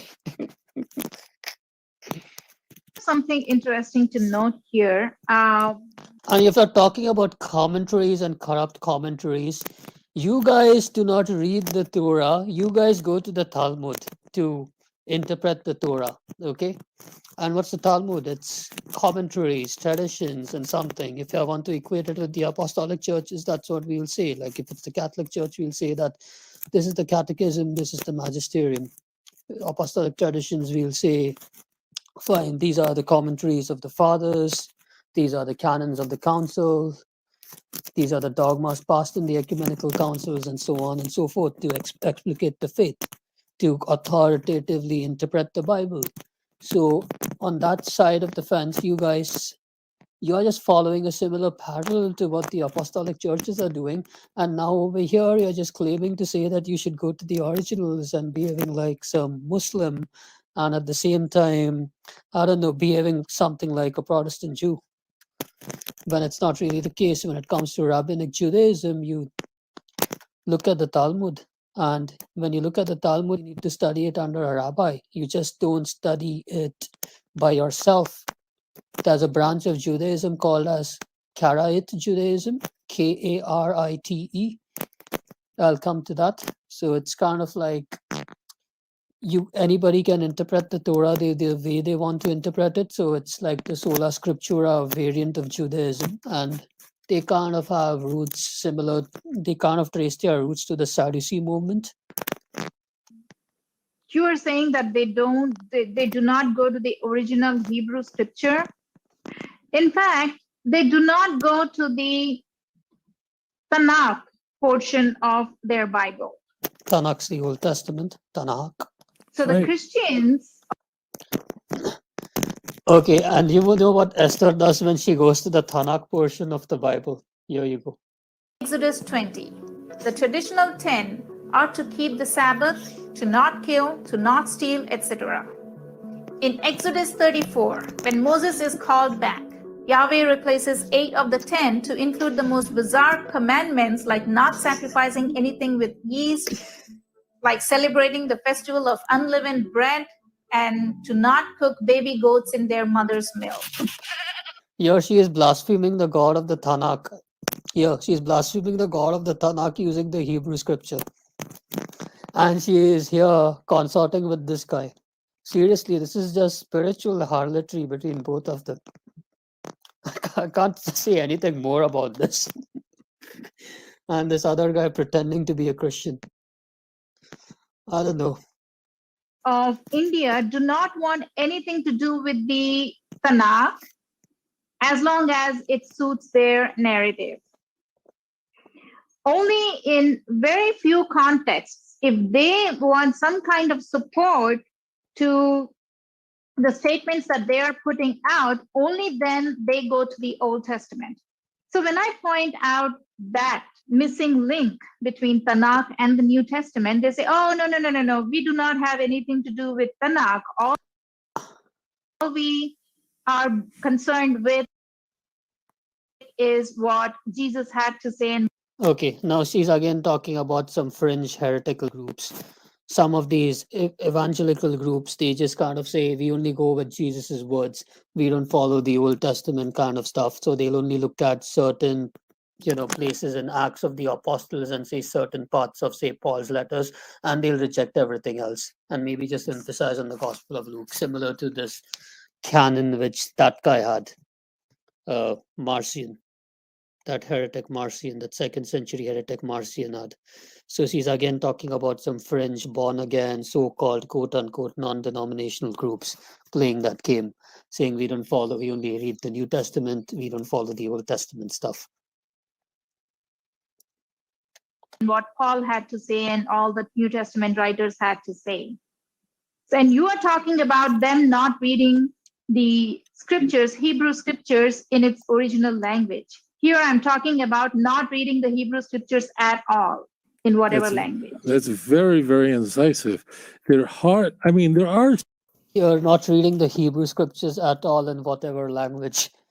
Here she's supposedly giving reverence to the Hebrew scriptures, and here she is blaspheming it. How very convenient. Some, very few, but there are some, very few, but very, very few Christians have ever read the book of Ezekiel from beginning. He has a point here, but then tell me how many Jews have read the book of Ezekiel or the book of Jeremiah from beginning to end, let alone in English, if not so in Hebrew? None, except maybe a rabbi. Beginning to end in their lives. Only a studious few. And the same thing can be said about you guys. Please, again, you're drawing false equivalences. That are in seminary, it's just unheard of to read Jeremiah just once in the whole life. Imagine they believe this. How many Jews have done that, man? How many Jews you meet on the road even do that, unless if they happen to be rabbis? The word of God. And something you find in India, and you also find in the Far East in general. I think you find it on the Asian continent more frequently, and that is that in hotel rooms, you might literally just have a New Testament that's there in the drawer in the hotel room, and maybe the book of Psalms. And that's okay. So he's talking about those Gideon's Bibles, which people distribute, and you'd also see some of these street preachers also doing the same thing. If you ever come across them, these small pocket Bibles distributed by Gideon's, which is this Bible, which is this kind of community which sells Bibles, particularly New Testaments in the New King James Version, or you could say in the ESV version, and they often attach the book of Psalms and Proverbs along with it. That's it. And I never saw that in the United States, but I saw that in the East. You never saw that in the United States, but you saw that in the East? Seriously? I'm living in a Western country. Seriously? You go to any country, any hotel, even in the United States, in some hotels, you'll just find a copy of the New Testament lying there, the Gideon's New Testament. in the New King James Version with Psalms attached to it. You really are delusional. And throughout the Asian continent that you have only the Christian Bible and maybe the Book of Psalms, and that's it. And you're right; they memorize certain verses completely out of context. I'm going to say this: these Christians don't have a chance. They don't have a chance. Yeah, he's got a point over here. Most of these evangeli fish who will just preach all this lovey-dovey stuff and all this stuff and this prosperity preaching and trying to get you in with a few verses and things like that. And yeah, they really are biblically illiterate. They have a chance, but even tovia singer will actually make mincemeat out of them, like how your normal Muslim apologist will make mincemeat out of them. But then the same can also be applied to your average Jew, just to be consistent. That's why I have a very large YouTube channel. He has a very large YouTube channel. How many subscribers do you have, Tovia? He has a very large YouTube channel. A very large YouTube channel.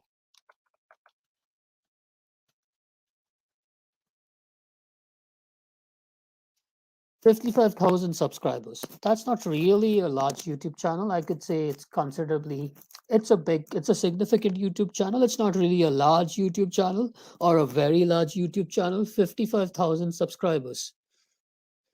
55K subscribers. And when was this video done, by the way? It was done over a year back. So back then, he wouldn't have even been having 50,000 subscribers, okay? Do you call that a large YouTube channel? Okay, let's see what your rival, Michael Brown, has.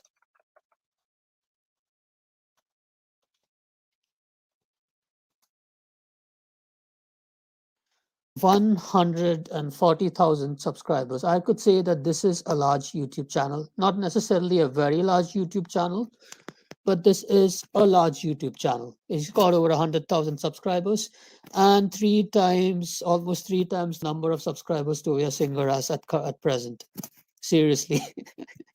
And I can tell you for one thing, out of those 55,000 subscribers in Tovia Singer's channel, I'm pretty much sure that at least 50,000 of them will be Abduls. At least 50,000. Tell me, man, how many secular Jews or how many Jews you see in everyday life would even give a damn about apologetics?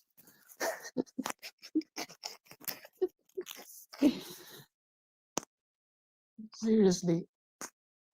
That is very successful in reaching. That is very successful in so many people, transforming. Reaching so many people, transforming who? Muslims.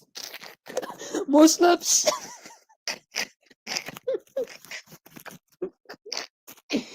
Their lives. Transforming their lives. Because I help them let's go back to the original. Let's go back to the original. Let's go back to the Hebrew. Let's go back to the Arabic. You don't know the Arabic. I'll just roll that back again. Just for laughs. That you have only that's it. And you're right. They memorize certain verses. I have a very large YouTube channel that is very successful in reaching so many people, transforming their lives. Transforming their lives, quote unquote, Muslims. Because I help them let's go back to the original. Let's go back to the original. Out of those 55,000 subscribers, I'm willing to bet my life that 50,000 are Muslims. And you're right. They're not reading the book of Isaiah once. They're memorizing certain verses by heart, even though they believe this is the word of God. How many Jews do you know read the book of Isaiah even once? No one. Except maybe if you're a rabbi. Even though the Christian Bible says, look at, I'm prophesied in the Jewish Bible. Who else says that? Muhammad. I'm prophesied in the Jewish Bible that Jesus says about himself, and these claims can be validated, but Muhammad says that he's prophesied also in the Jewish Bible. Luke 24:44, and so on. So you're absolutely correct. They don't do that, and therefore their vulnerability is enormous. Just a minute.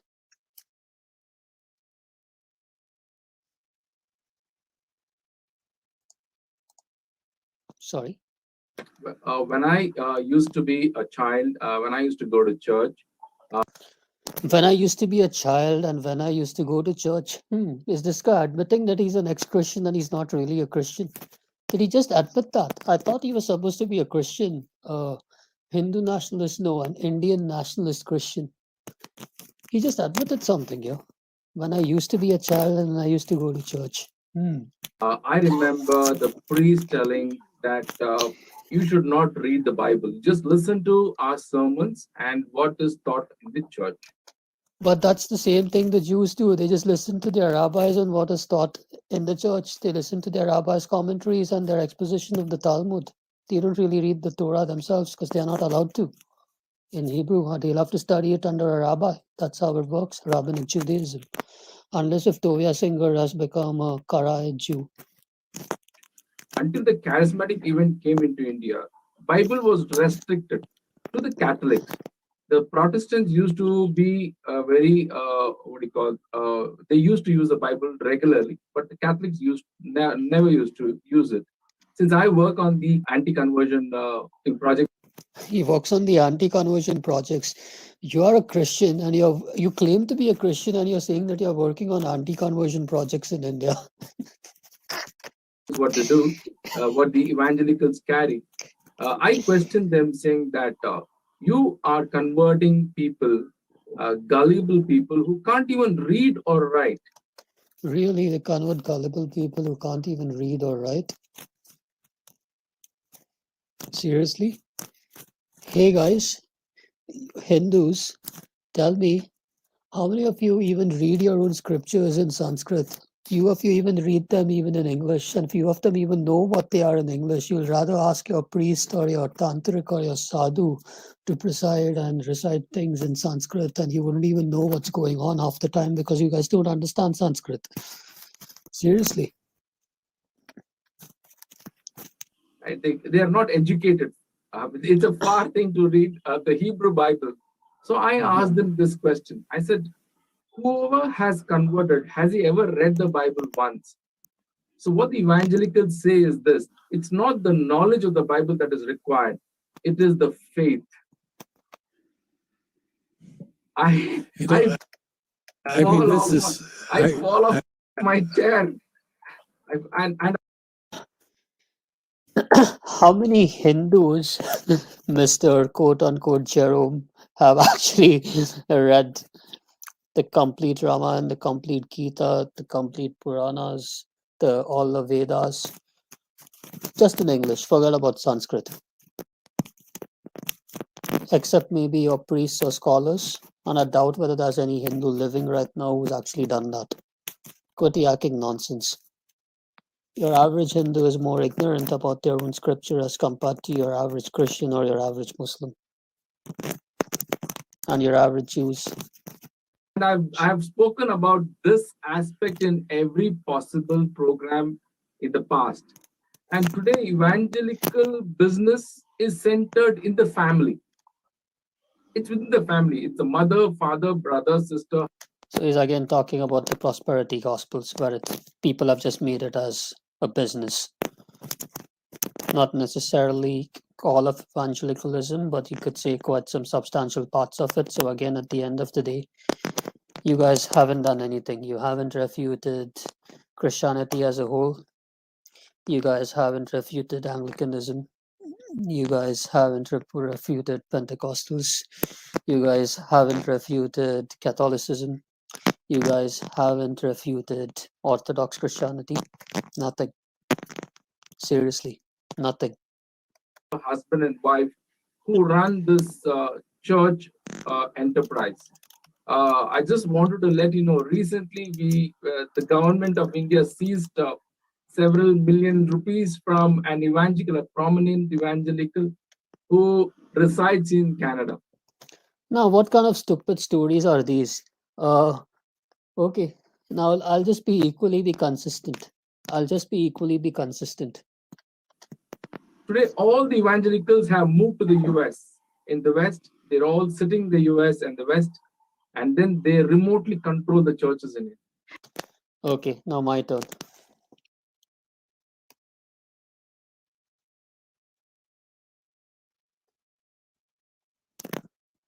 I'll just give you some links, some nice, beautiful links to look at about their spiritual gurus, what they have done, especially one fraud called as Osho. A guy called as Osho who was quite prominent in the 1980s. Just a minute, I'll just send links. I'm just looking for them because I'm just using the other monitor. Here goes. He's sending the links one by one. Here's the second one.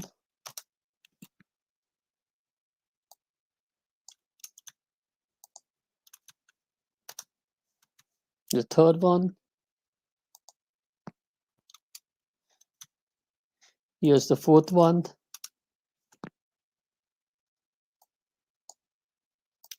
And here's one more.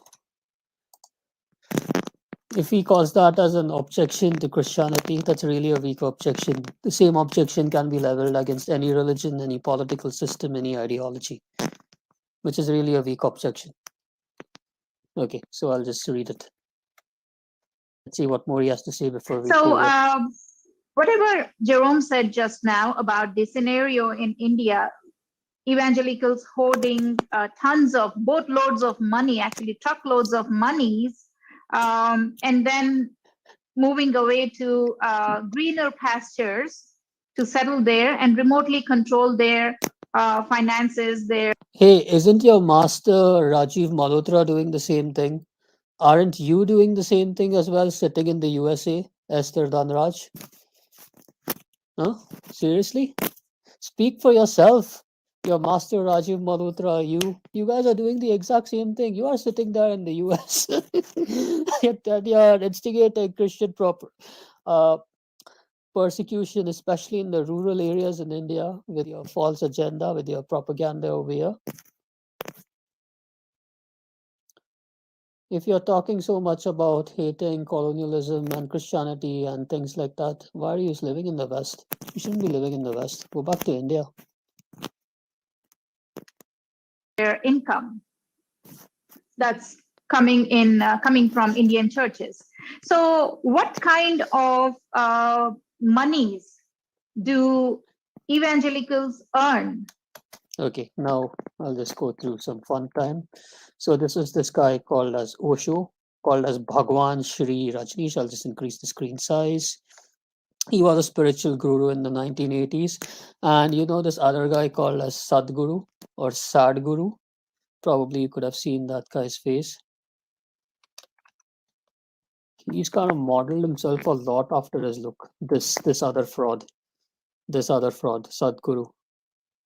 He's another fraud, by the way, with millions of fans. He also yaks nonsense. But here, Osho, Oregon, yeah, Rolls-Royce guru who set up commune in Oregon, dead at 58. Here you go. New Delhi, Bhagwan Shri Rajneesh. Now, Bhagwan literally means God. It just means God, by the way, God or Lord in Hindi, Sanskrit. Shri Rajneesh, the Rolls-Royce guru. Rolls-Royce, by the way, he died at the age of 58. Rajneesh, who claimed 500,000 followers worldwide, suffered heart failure, according to the spokesperson at Rajneesh's commune in Pune. Okay, so this is what he used to call himself. He used the Hindu honorific of Bhagwan, meaning God. Let me just increase it a bit more for the sake of the mobile users. Okay. And he used the Hindu honorific of Bhagwan, meaning God, that Rajneesh, aka Osho, adopted after he began lecturing on meditation in India in the 1960s. Osho is a Buddhist term that means on whom the heavens shower flowers. Here, another false prophet.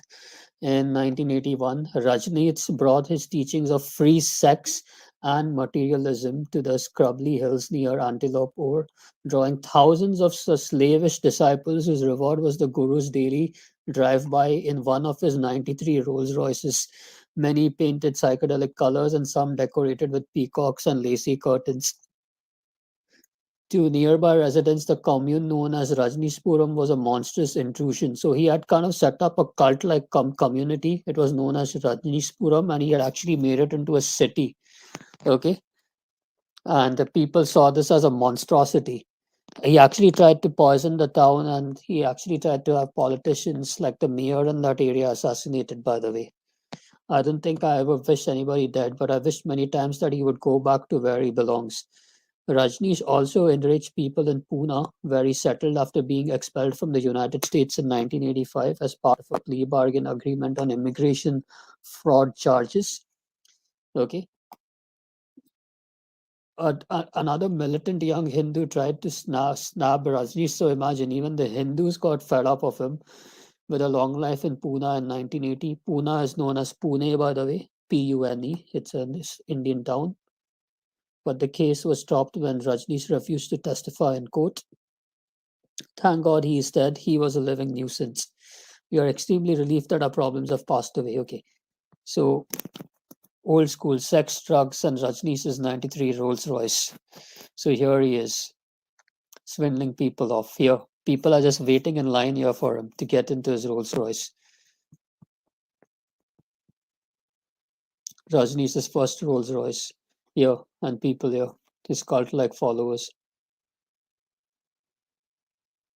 Here you go. All Westerners also following him. Just imagine, they abandon their Christian roots, they abandon the God of the Bible, they will settle for atheist naturalism and secularism.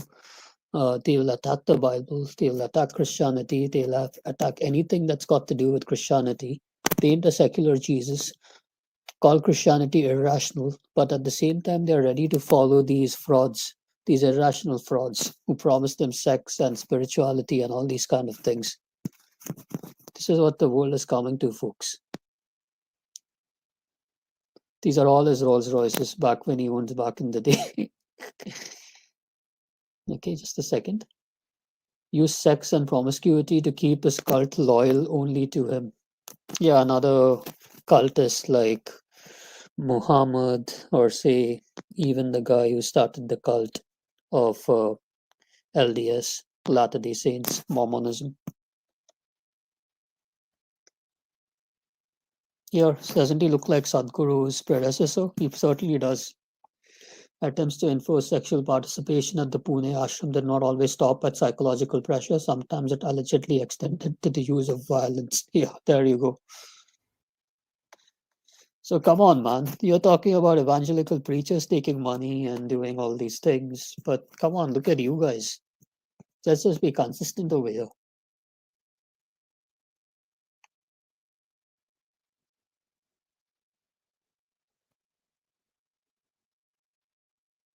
By the way, this Haaretz.com, this is another link.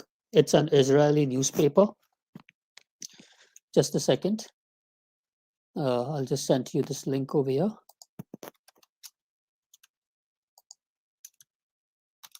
So what's this article about? It's saying, why is India's government celebrating an anti-Semitic pro-genocide Hitler devotee? Okay. So it's talking about the founder of the Hindu nationalist movement. I mean, this guy's not the founder, but he's one of the key guys. The founder was actually Veer Savarkar. Both of these guys supported anti-Semitism. They liked Hitler for his ideals, for you could say persecuting the Jews and the atrocities committed to the Jews and things like that. And so they said, like Hitler, who's being a strong nationalist for his country, we the Hindus should be doing the same and getting the Brits out of here, getting the Muslims out of here, getting the Christians out of here, and keep India as a Hindu nationalist country. And fortunately for these guys, the ruling party today is a Hindu right-wing party, aided by their lackeys in the Rashtriya Samaj Sangh, that is the RSS. And Esther, Dhanraj, and all these lackeys you see here, like that Jerome, they are all linked with the RSS. And this is an Israeli newspaper criticizing the Indian government for celebrating this guy. And here we see a rabbi, a Jewish rabbi, consorting with these very same people. Seriously, man, just to attack Christianity, banding together to attack Christianity. I just don't get it. This is nothing but demonic influence. There's no rationality over here. Nothing as such. In Israel, is money the motivation for their conversions of Jews, or is it something else? It's something else. It's a very good question. So in Israel, it's completely different than India. There is no money that evangelicals hope to gain from people in Israel. None, zero. They leave with empty suitcases. All the money that is used to evangelize Jews in the land of Israel comes from North America. It's the opposite direction. They come with full suitcases, and Okay, he has a point over here. To be honest, Tovia Singer has a point over here. they leave with empty suitcases. Evangelical Christians are pouring money in from South Korea, China. Evangelical, now over here, this statement of his is dubious. Evangelical Christians are pouring money in from South Korea. Okay, fine. From China, really? China, a communist country. Christians are being persecuted over there, man. Christians are mostly hiding underground. They're not allowed to practice their faith, and you're saying that they're pouring money from China. That's a really dubious statement. I mean, it could be looked into. There could be some truth, or he could again be yakking a lie, as he always was throughout the video. North America, and so on. And they're devoted to converting the Jews to Christianity and not for economic reasons. Well, the Jews in Israel are not really Jews. It could just be the 30% who follow ultra-Orthodox rabbinic Judaism. The remaining 60 or 70% are mostly secular or just cultural Jews who just follow Jewish customs and are not really religious. But rather, they're here because they believe there are three reasons essentially. Number one, they believe that the Jews play an integral role in Jesus' second coming. They believe, based on a passage in Matthew 23. It's not just Matthew 23, there are heaps of other passages wherein, like, even Paul says in the Romans again that Jesus will come when that the Jews will convert when the number of Gentiles has been fulfilled. But it's also necessary for us to preach the gospel to all nations first. Okay. That Jesus can't make his second coming unless the Jews are first converted to Christianity. They believe that only the mass conversion of the Jews to Christianity could enable Jesus' return. They don't believe that about people in India. It doesn't make a difference how many people in India, in the villages, all throughout Europe. It's a very large country. It doesn't make a difference. What kind of difference are you making to here in your own country? Atheism, wokeism, secularism, it's dominating your country. Why are you scared of Christians so much? Don't bring Jesus' second coming. It has to be the conversion of the Jews because of what it says at the end of Matthew 23. I will not return unless you, and the you here is the Jews, say, blessed is he that comes in the name of the Lord. So they, number one, want to convert the Jews to bring the second coming of Jesus. There is no money for them here. Yeah, Tovia is a US citizen, by the way. And he's not a native Hebrew speaker. He just learned Hebrew as an academic discipline. There have been people from One for Jesus ministry, the Messianic Jewish ministry in Israel, who are native Israelis and native speakers who have challenged him to debates. No response from Tovia Singer. They will destroy him. The only catch is, there is a caveat, and that is they cannot raise money in North America and South Korea in the East unless they're involved in converting Jews. So evangelical Christians around the world will pour millions of dollars, enormous amounts of money into the missions here in Israel to evangelize. I don't know how much of it is true, how much of it is false, but he has a point over here. There's a lot of evangelicals for Israel, which really shouldn't be the case, to be really honest. Not necessarily for conversions, because Israel is a secular country. They are in sin. At the end of the day, they are still in sin, and God might rain down judgment on them if they don't repent. Evangelize the Jews who live here in the Holy Land, but they do not anticipate to take money from Jews here. They have no interest in that at all. They get their money from Christians abroad who sponsor this kind of effort. There is also, in addition, the New Testament says that you should go to the Jew first and then to the Greek. Romans chapter 1, verse 16. Paul says that. And He's just behaving like a Bible pervert.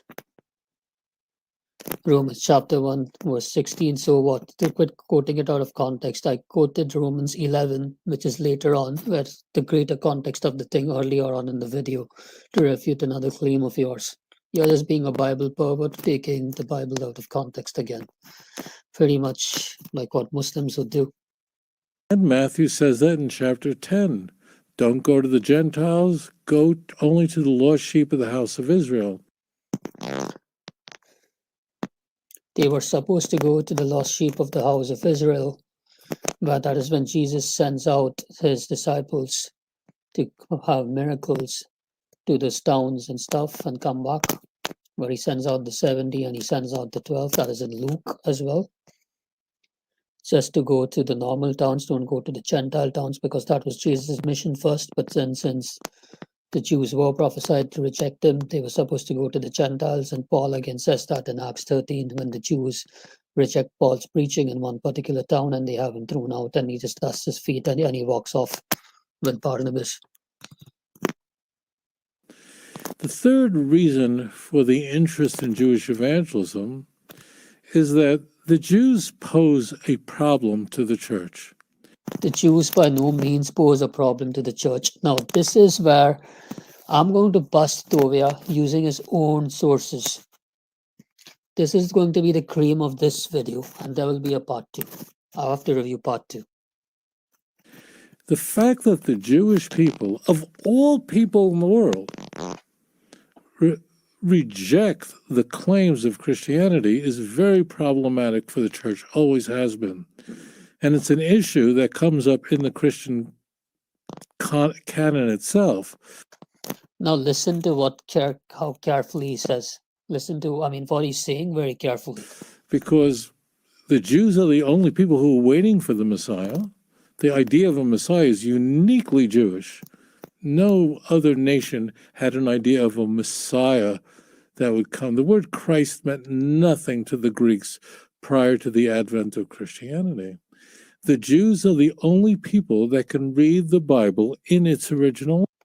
Not all Jews, only the rabbis. That's about it. Not the only people. You speak to 90% of Jews now, they can't read the Bible in its original, except if they have done a bit of bar mitzvah classes and they leave it at the age of 12 and goodbye tata.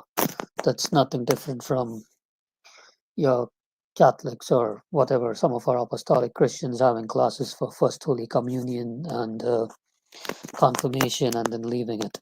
It's just about the same, and yet not, grasping the faith much. He's just talking nonsense here. Language. And they're the only ones who are waiting for the coming of the Messiah. The Jews have a reputation of being a smart people. They have smart people. Now listen to this part. Whether people like us or don't like us, people usually think of the Jews as being a pretty smart group. So here you have a group that has a reputation for their intelligence. Now listen to his claim. Of people who know their Bible. They don't know their Bible in its original. In its original, please. They don't know their Bible. Language. The very people who brought the idea of a Messiah to the world. The only people who read their Bible. And the only people who read their Bible? What are you smoking, man? It's only your rabbis who read your Tanakh and interpret it authoritatively. So that's your authority.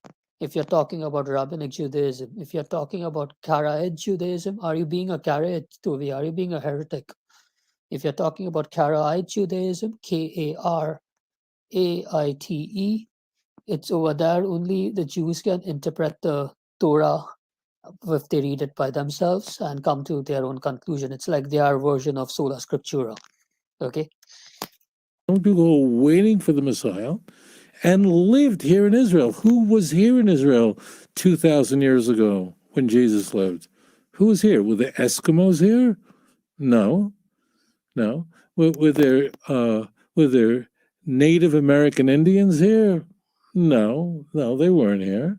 Who was here in the land of Israel? Jews. We met him. We met Jesus. And we concluded that he's not the Messiah. He concluded he's not the Messiah. Not all Jews. The Jews who believed in him became the first Christians. That is the worst nightmare for the church, because here you have the very people that were waiting for the Messiah, could read their Bible, and met who they claimed to be the Messiah, and we really, really could have used the Messiah 2,000 years ago. It would have been terrific, because Messiah means the end of the Roman Empire and a new life of freedom and liberation. And therefore, listen very carefully, is only the conversion of a Jew to Christianity that can lend any credibility to the church. Thanks for making our case, man. Who are Jesus' first disciples? They were Jews. Who was Paul? Paul was an extremist Jew who wanted Christians dead, and he converted to Christianity. Even secular scholars agree that Paul actually converted to Christianity and he was persecuting Christians. So thank you for making our case, Tovia. I applaud you for telling the truth. Not the conversion of a peasant in India. Yeah, but the first Christians were Jews.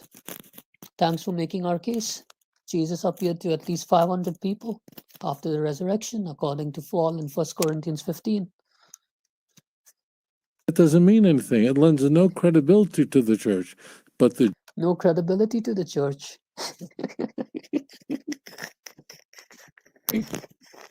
Jew, if you can even get one Jew, that's worth more than 1 million Indians, because they are the ones who can give Christianity a stamp of approval. We already got that stamp of approval 2,000 years ago. We already got that stamp of approval No one 2,000 years ago. else. And that's why they're here. So what is going on here in Israel is strikingly different than it was going on in India. So he's saying that if it was the Messiah, they would have known. It was not Jesus. We came to the conclusion because we are smart people. Now, let me come to this part. This is going to be the fun part.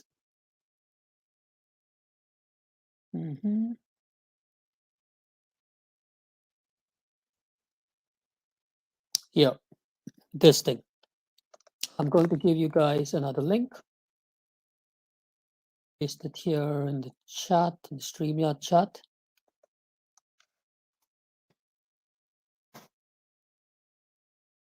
Open that link up. And now I'm going to start his decimation. This is a Jewish website, guys. This is a Jewish website, by the way. It's not a Christian website. Messianic figure Simeon bar Kokhba led the Jews in a failed revolt against the Roman rules.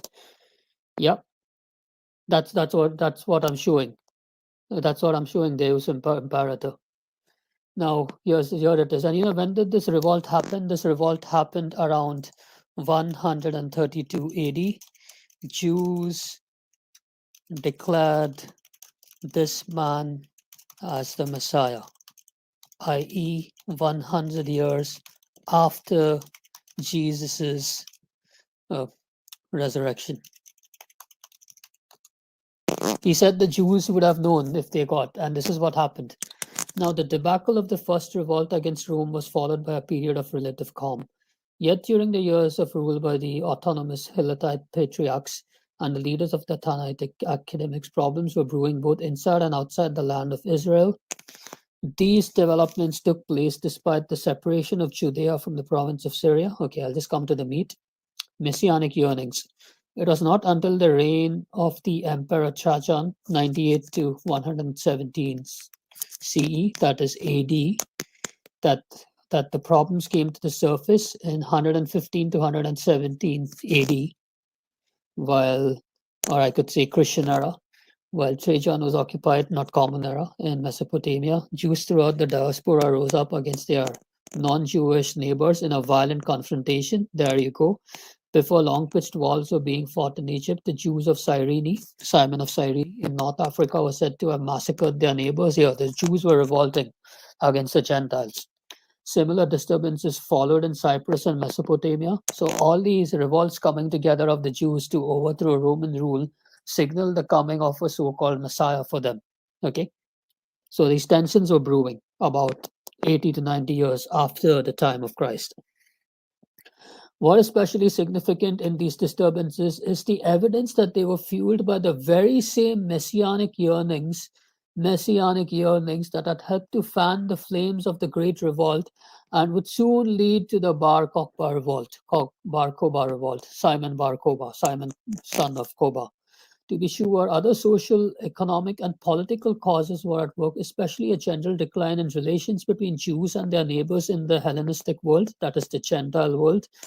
But when these finally led to the rise of a rebellion, it was the belief in a messianic future that made possible the leap of faith to the belief that the revolt might succeed. In other words, 100 years after the time of Christ, Jews named this guy their Messiah to overthrow the Roman Empire, and it was Jews all over the world, all over the Roman Empire.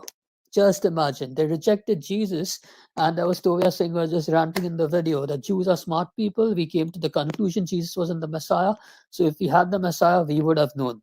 Yeah, they would have known. So this is what happened. And this revolt got crushed by the Romans. And you know what happened over here?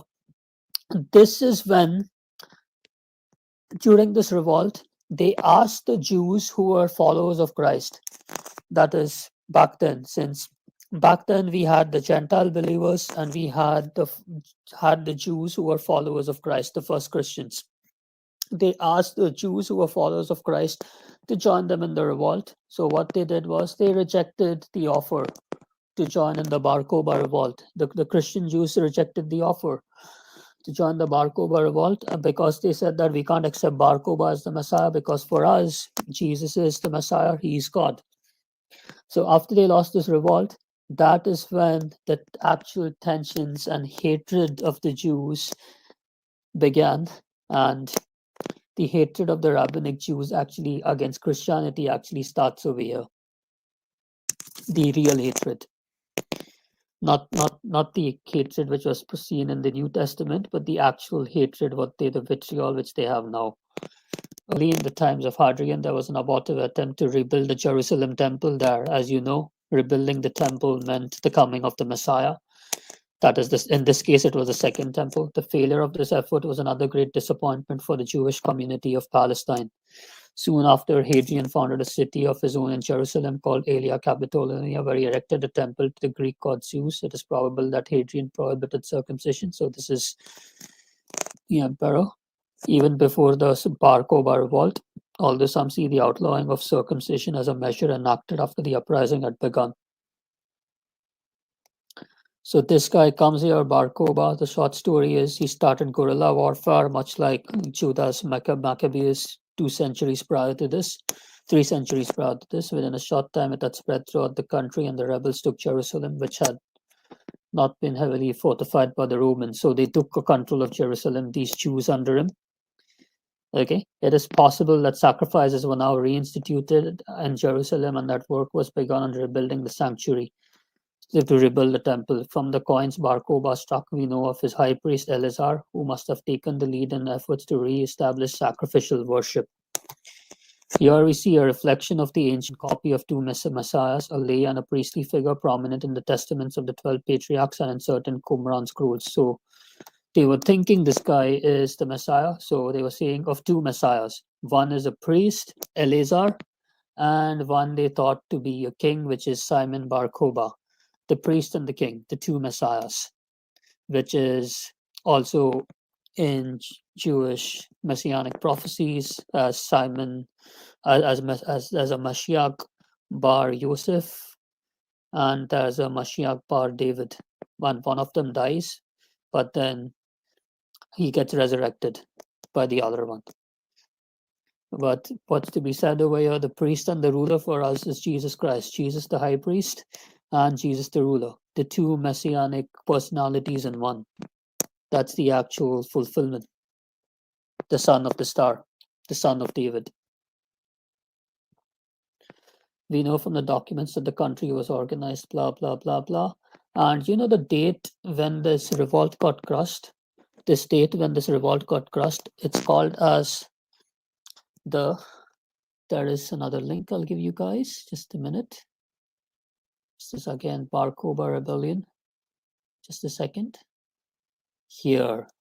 This is the date that revolt got crushed. I'll just send it again.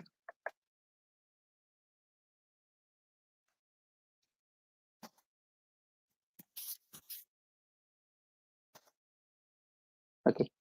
So it's called as the 9th of Av. The 9th day of the month of Av in the Jewish calendar. I'll just write it down. Bar Kokhba revolt was crushed. Okay. And now this date is really very significant, biblically speaking, and also with respect to the Jews. Now, what happened on the 9th of Av, of the month of Av? These events happened. I'll just put it there. Now, if you guys are reading the book of Numbers,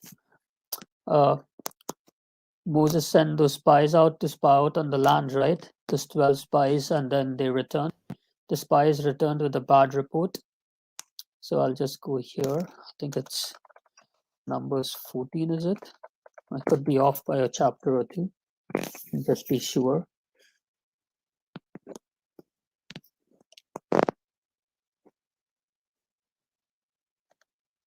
Yeah, here you go.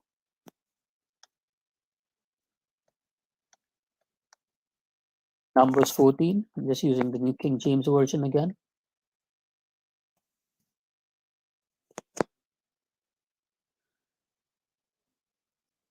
Okay, it's Numbers 13 actually. The context starts from Numbers 13. I was off by a chapter.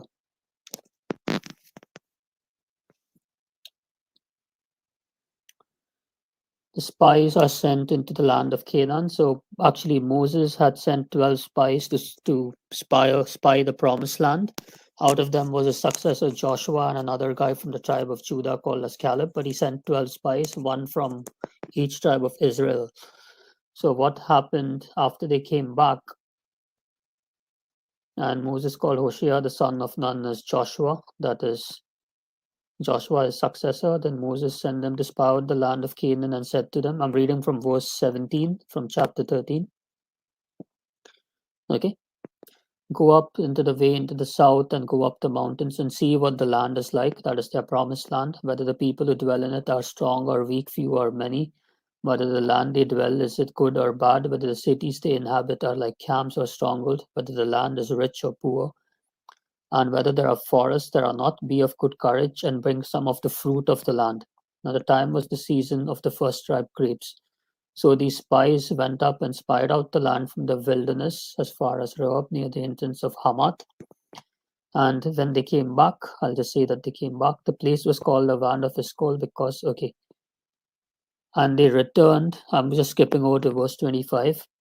And they returned from spying out the land after 40 days. Okay, 40 days. They spent 40 days spying out that land.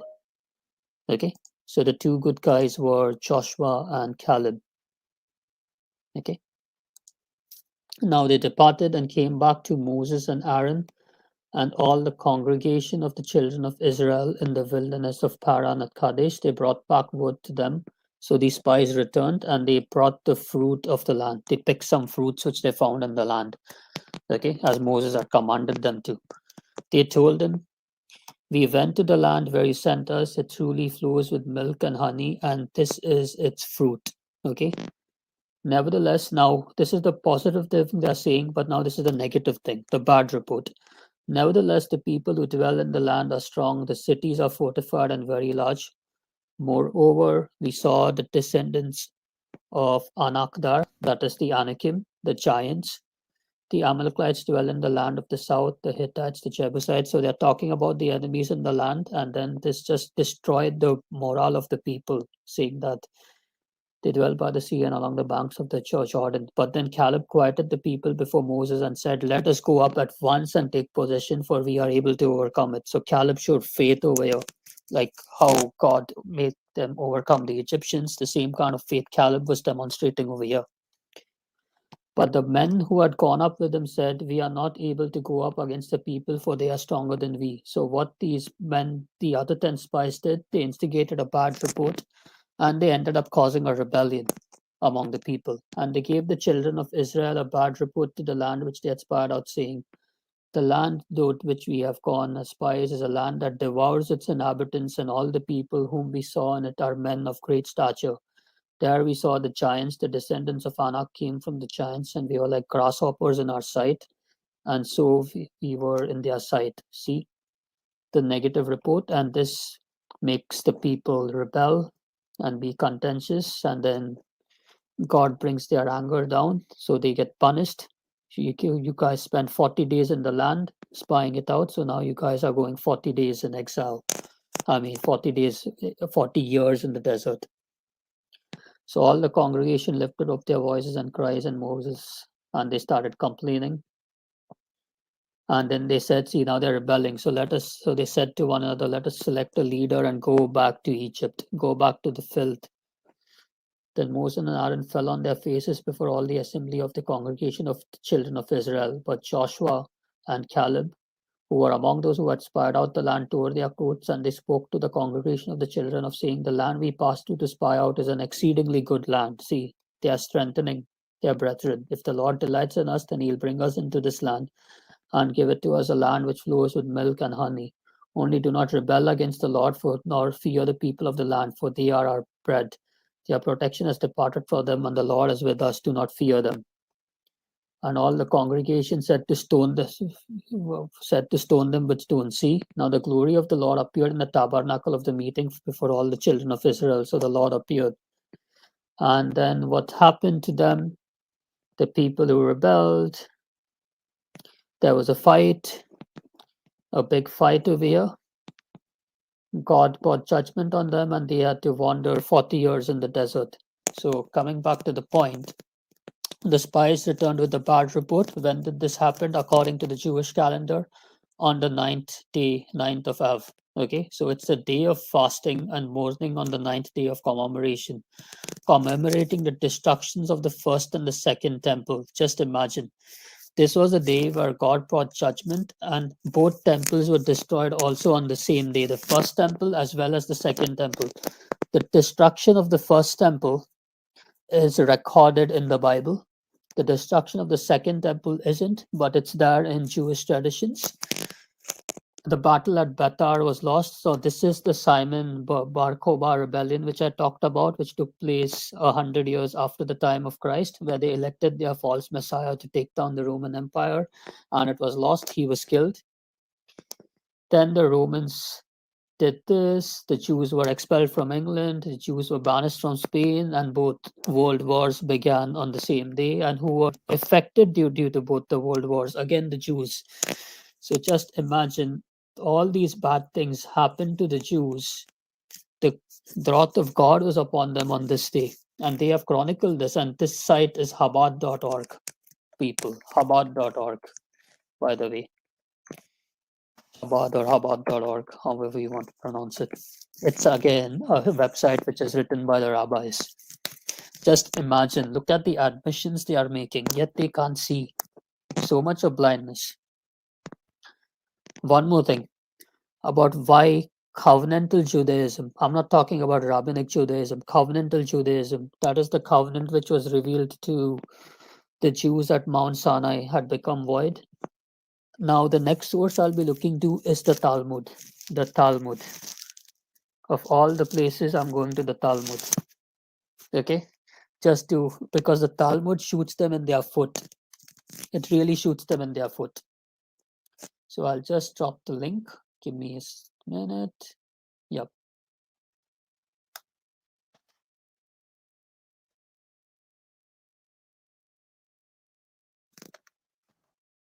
Yeah, they are ultra orthodox rabbis, ultra traditional.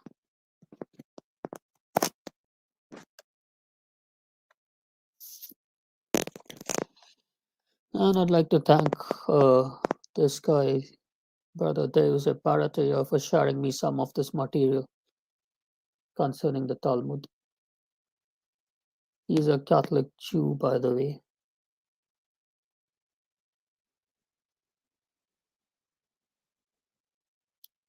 Okay, so I'll read from this one. Now, this is important. If you guys know your Old Testament, you'll know the significance of these things. Without the presence of Shimon HaZadik, that is Simon the Righteous, he was a Jewish high priest who died around 200 BC. Simon the Righteous, who died around 200 years before Christ in the Second Temple era. Among them, the Jewish people were no longer worthy of the many miracles that had occurred during his lifetime. So, actually, 7 miracles that occurred during this lifetime. Okay, for this reason, following his death, his brethren, the priests, refrained from blessing the Jewish people with the explicit name of God and the priestly blessing. So, the priestly blessing that's in Numbers, that may God's light shine upon you, that blessing given in the book of Numbers. So, they stopped actually pronouncing the name of God after this priest died, after this high priest died about 200 years before Christ. Shimon HaZadik, which means Simon the Righteous or Simon the Just. He was kind of like the last pope of Judaism. So after and about 7 miracles that occurred during his time. So 3 of the during his lifetime. So he was kind of considered as a saintly figure among the Jews. Yeah, he's saying that he was the last Zadokite ruler of Judah. Now, Zadokites were the priests who were descended from Zadok, who was the high priest under Solomon and David. So then the sages thought during the tenure of this high priest, Shimon HaZadik or Simon the Righteous, the lot for God always rose in the high priest's right hand. Now listen to this. The lot for God always rose in the high priest's right hand, and after his death, it occurred only occasionally. So whenever the priest used to, decree the will of God, you had things like the Urim and the Thummim in the first temple period. So you had other things to, decipher what's the will of God if you had to make a decision. So it always used to come from the right hand of the high priest. But after this guy died, it stopped coming from the right. It only used to come from the right hand of the high priest occasionally. Now this part is important, folks. But during the 40 years prior to the destruction of the second temple, the lot for God did not arise in the high priest's right hand at all. So now just to make this thing clear, so I'll just make some notes here. 200 BC, roughly, Simon the Righteous,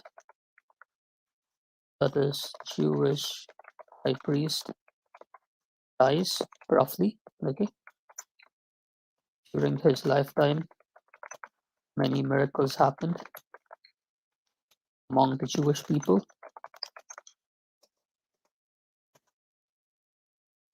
One more thing, after his death, the Jews stopped pronouncing God's divine name. Okay, the Tetragrammaton. Now, what's important is after his death, something which they would say, the lot for God used to only come out of the high priest's right hand sometimes. Okay, prior to that, it always used to come. But it stopped coming out from the high priest's right hand about 40 years before the second temple was destroyed. Now, which year was the second temple destroyed?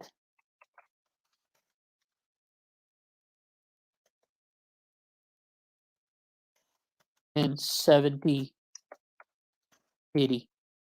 70 80. Roughly 70 minus 40. What's the answer? 30 80. What happened around 30 80? Anyone know? Anyone in the chat? What happened in 30 80?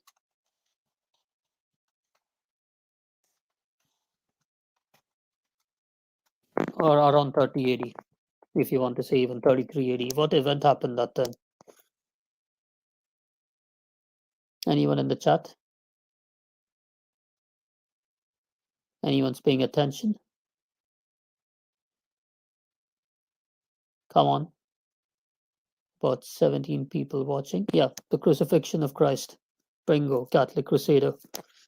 Yeah, Deus Imperator. Similar answer.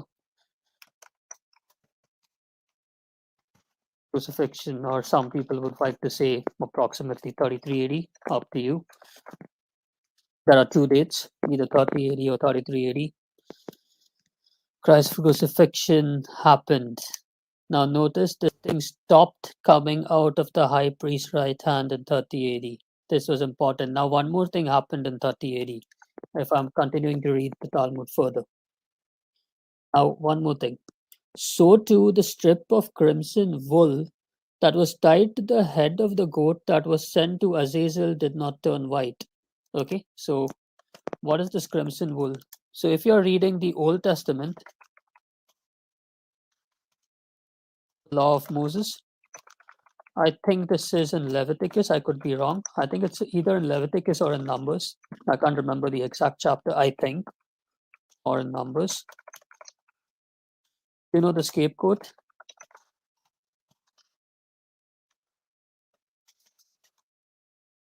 Which was sent to the desert by the high priest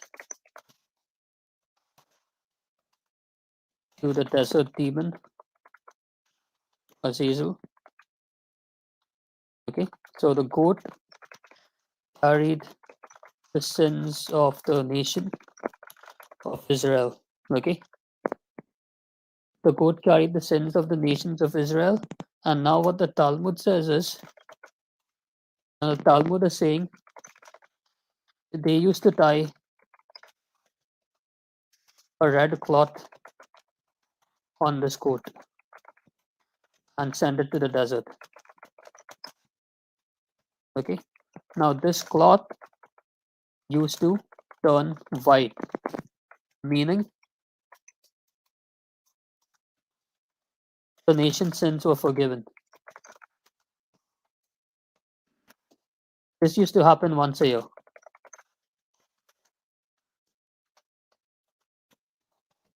If I'm not wrong. So this thing used to happen once a year. This cloth used to turn white, and it's there in the Old Testament, except this bit, it's in the Talmud. They just want to, explain what used to go on.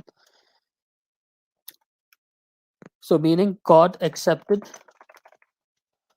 the sacrifice of the goat and forgave people's sins.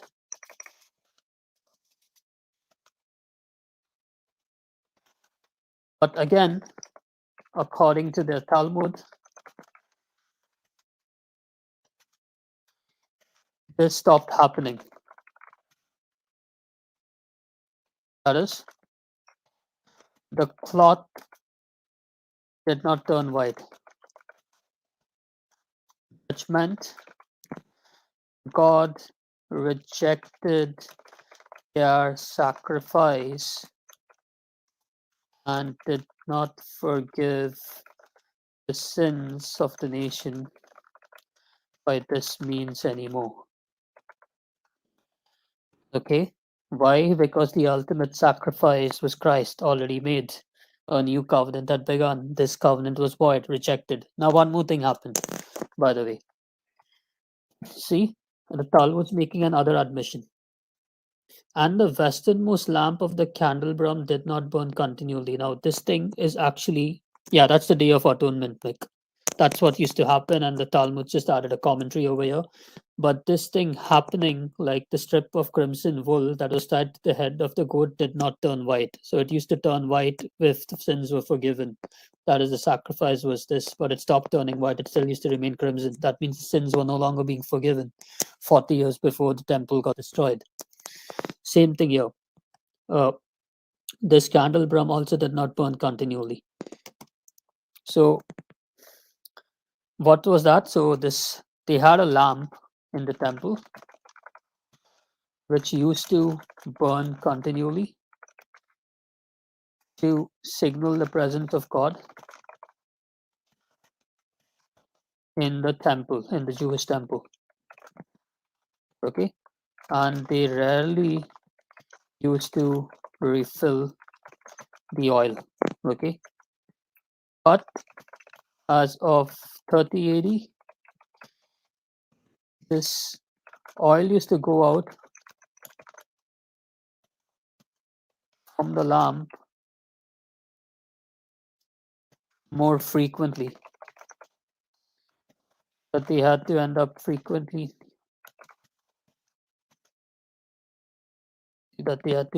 say frequently filling it.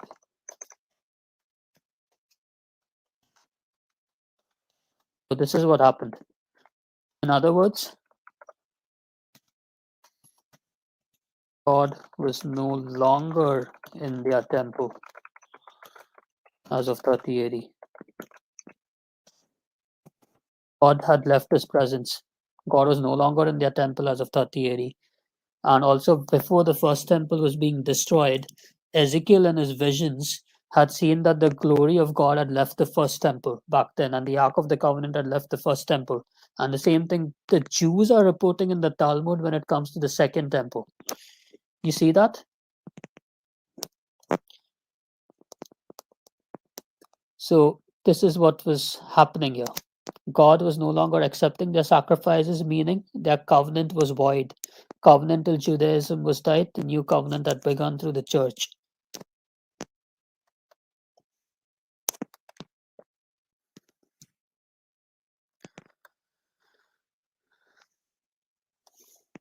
So there you go. I'll have to do part two, and part two I'll be going more deeper, Lord willing, sometime maybe next week or the week after.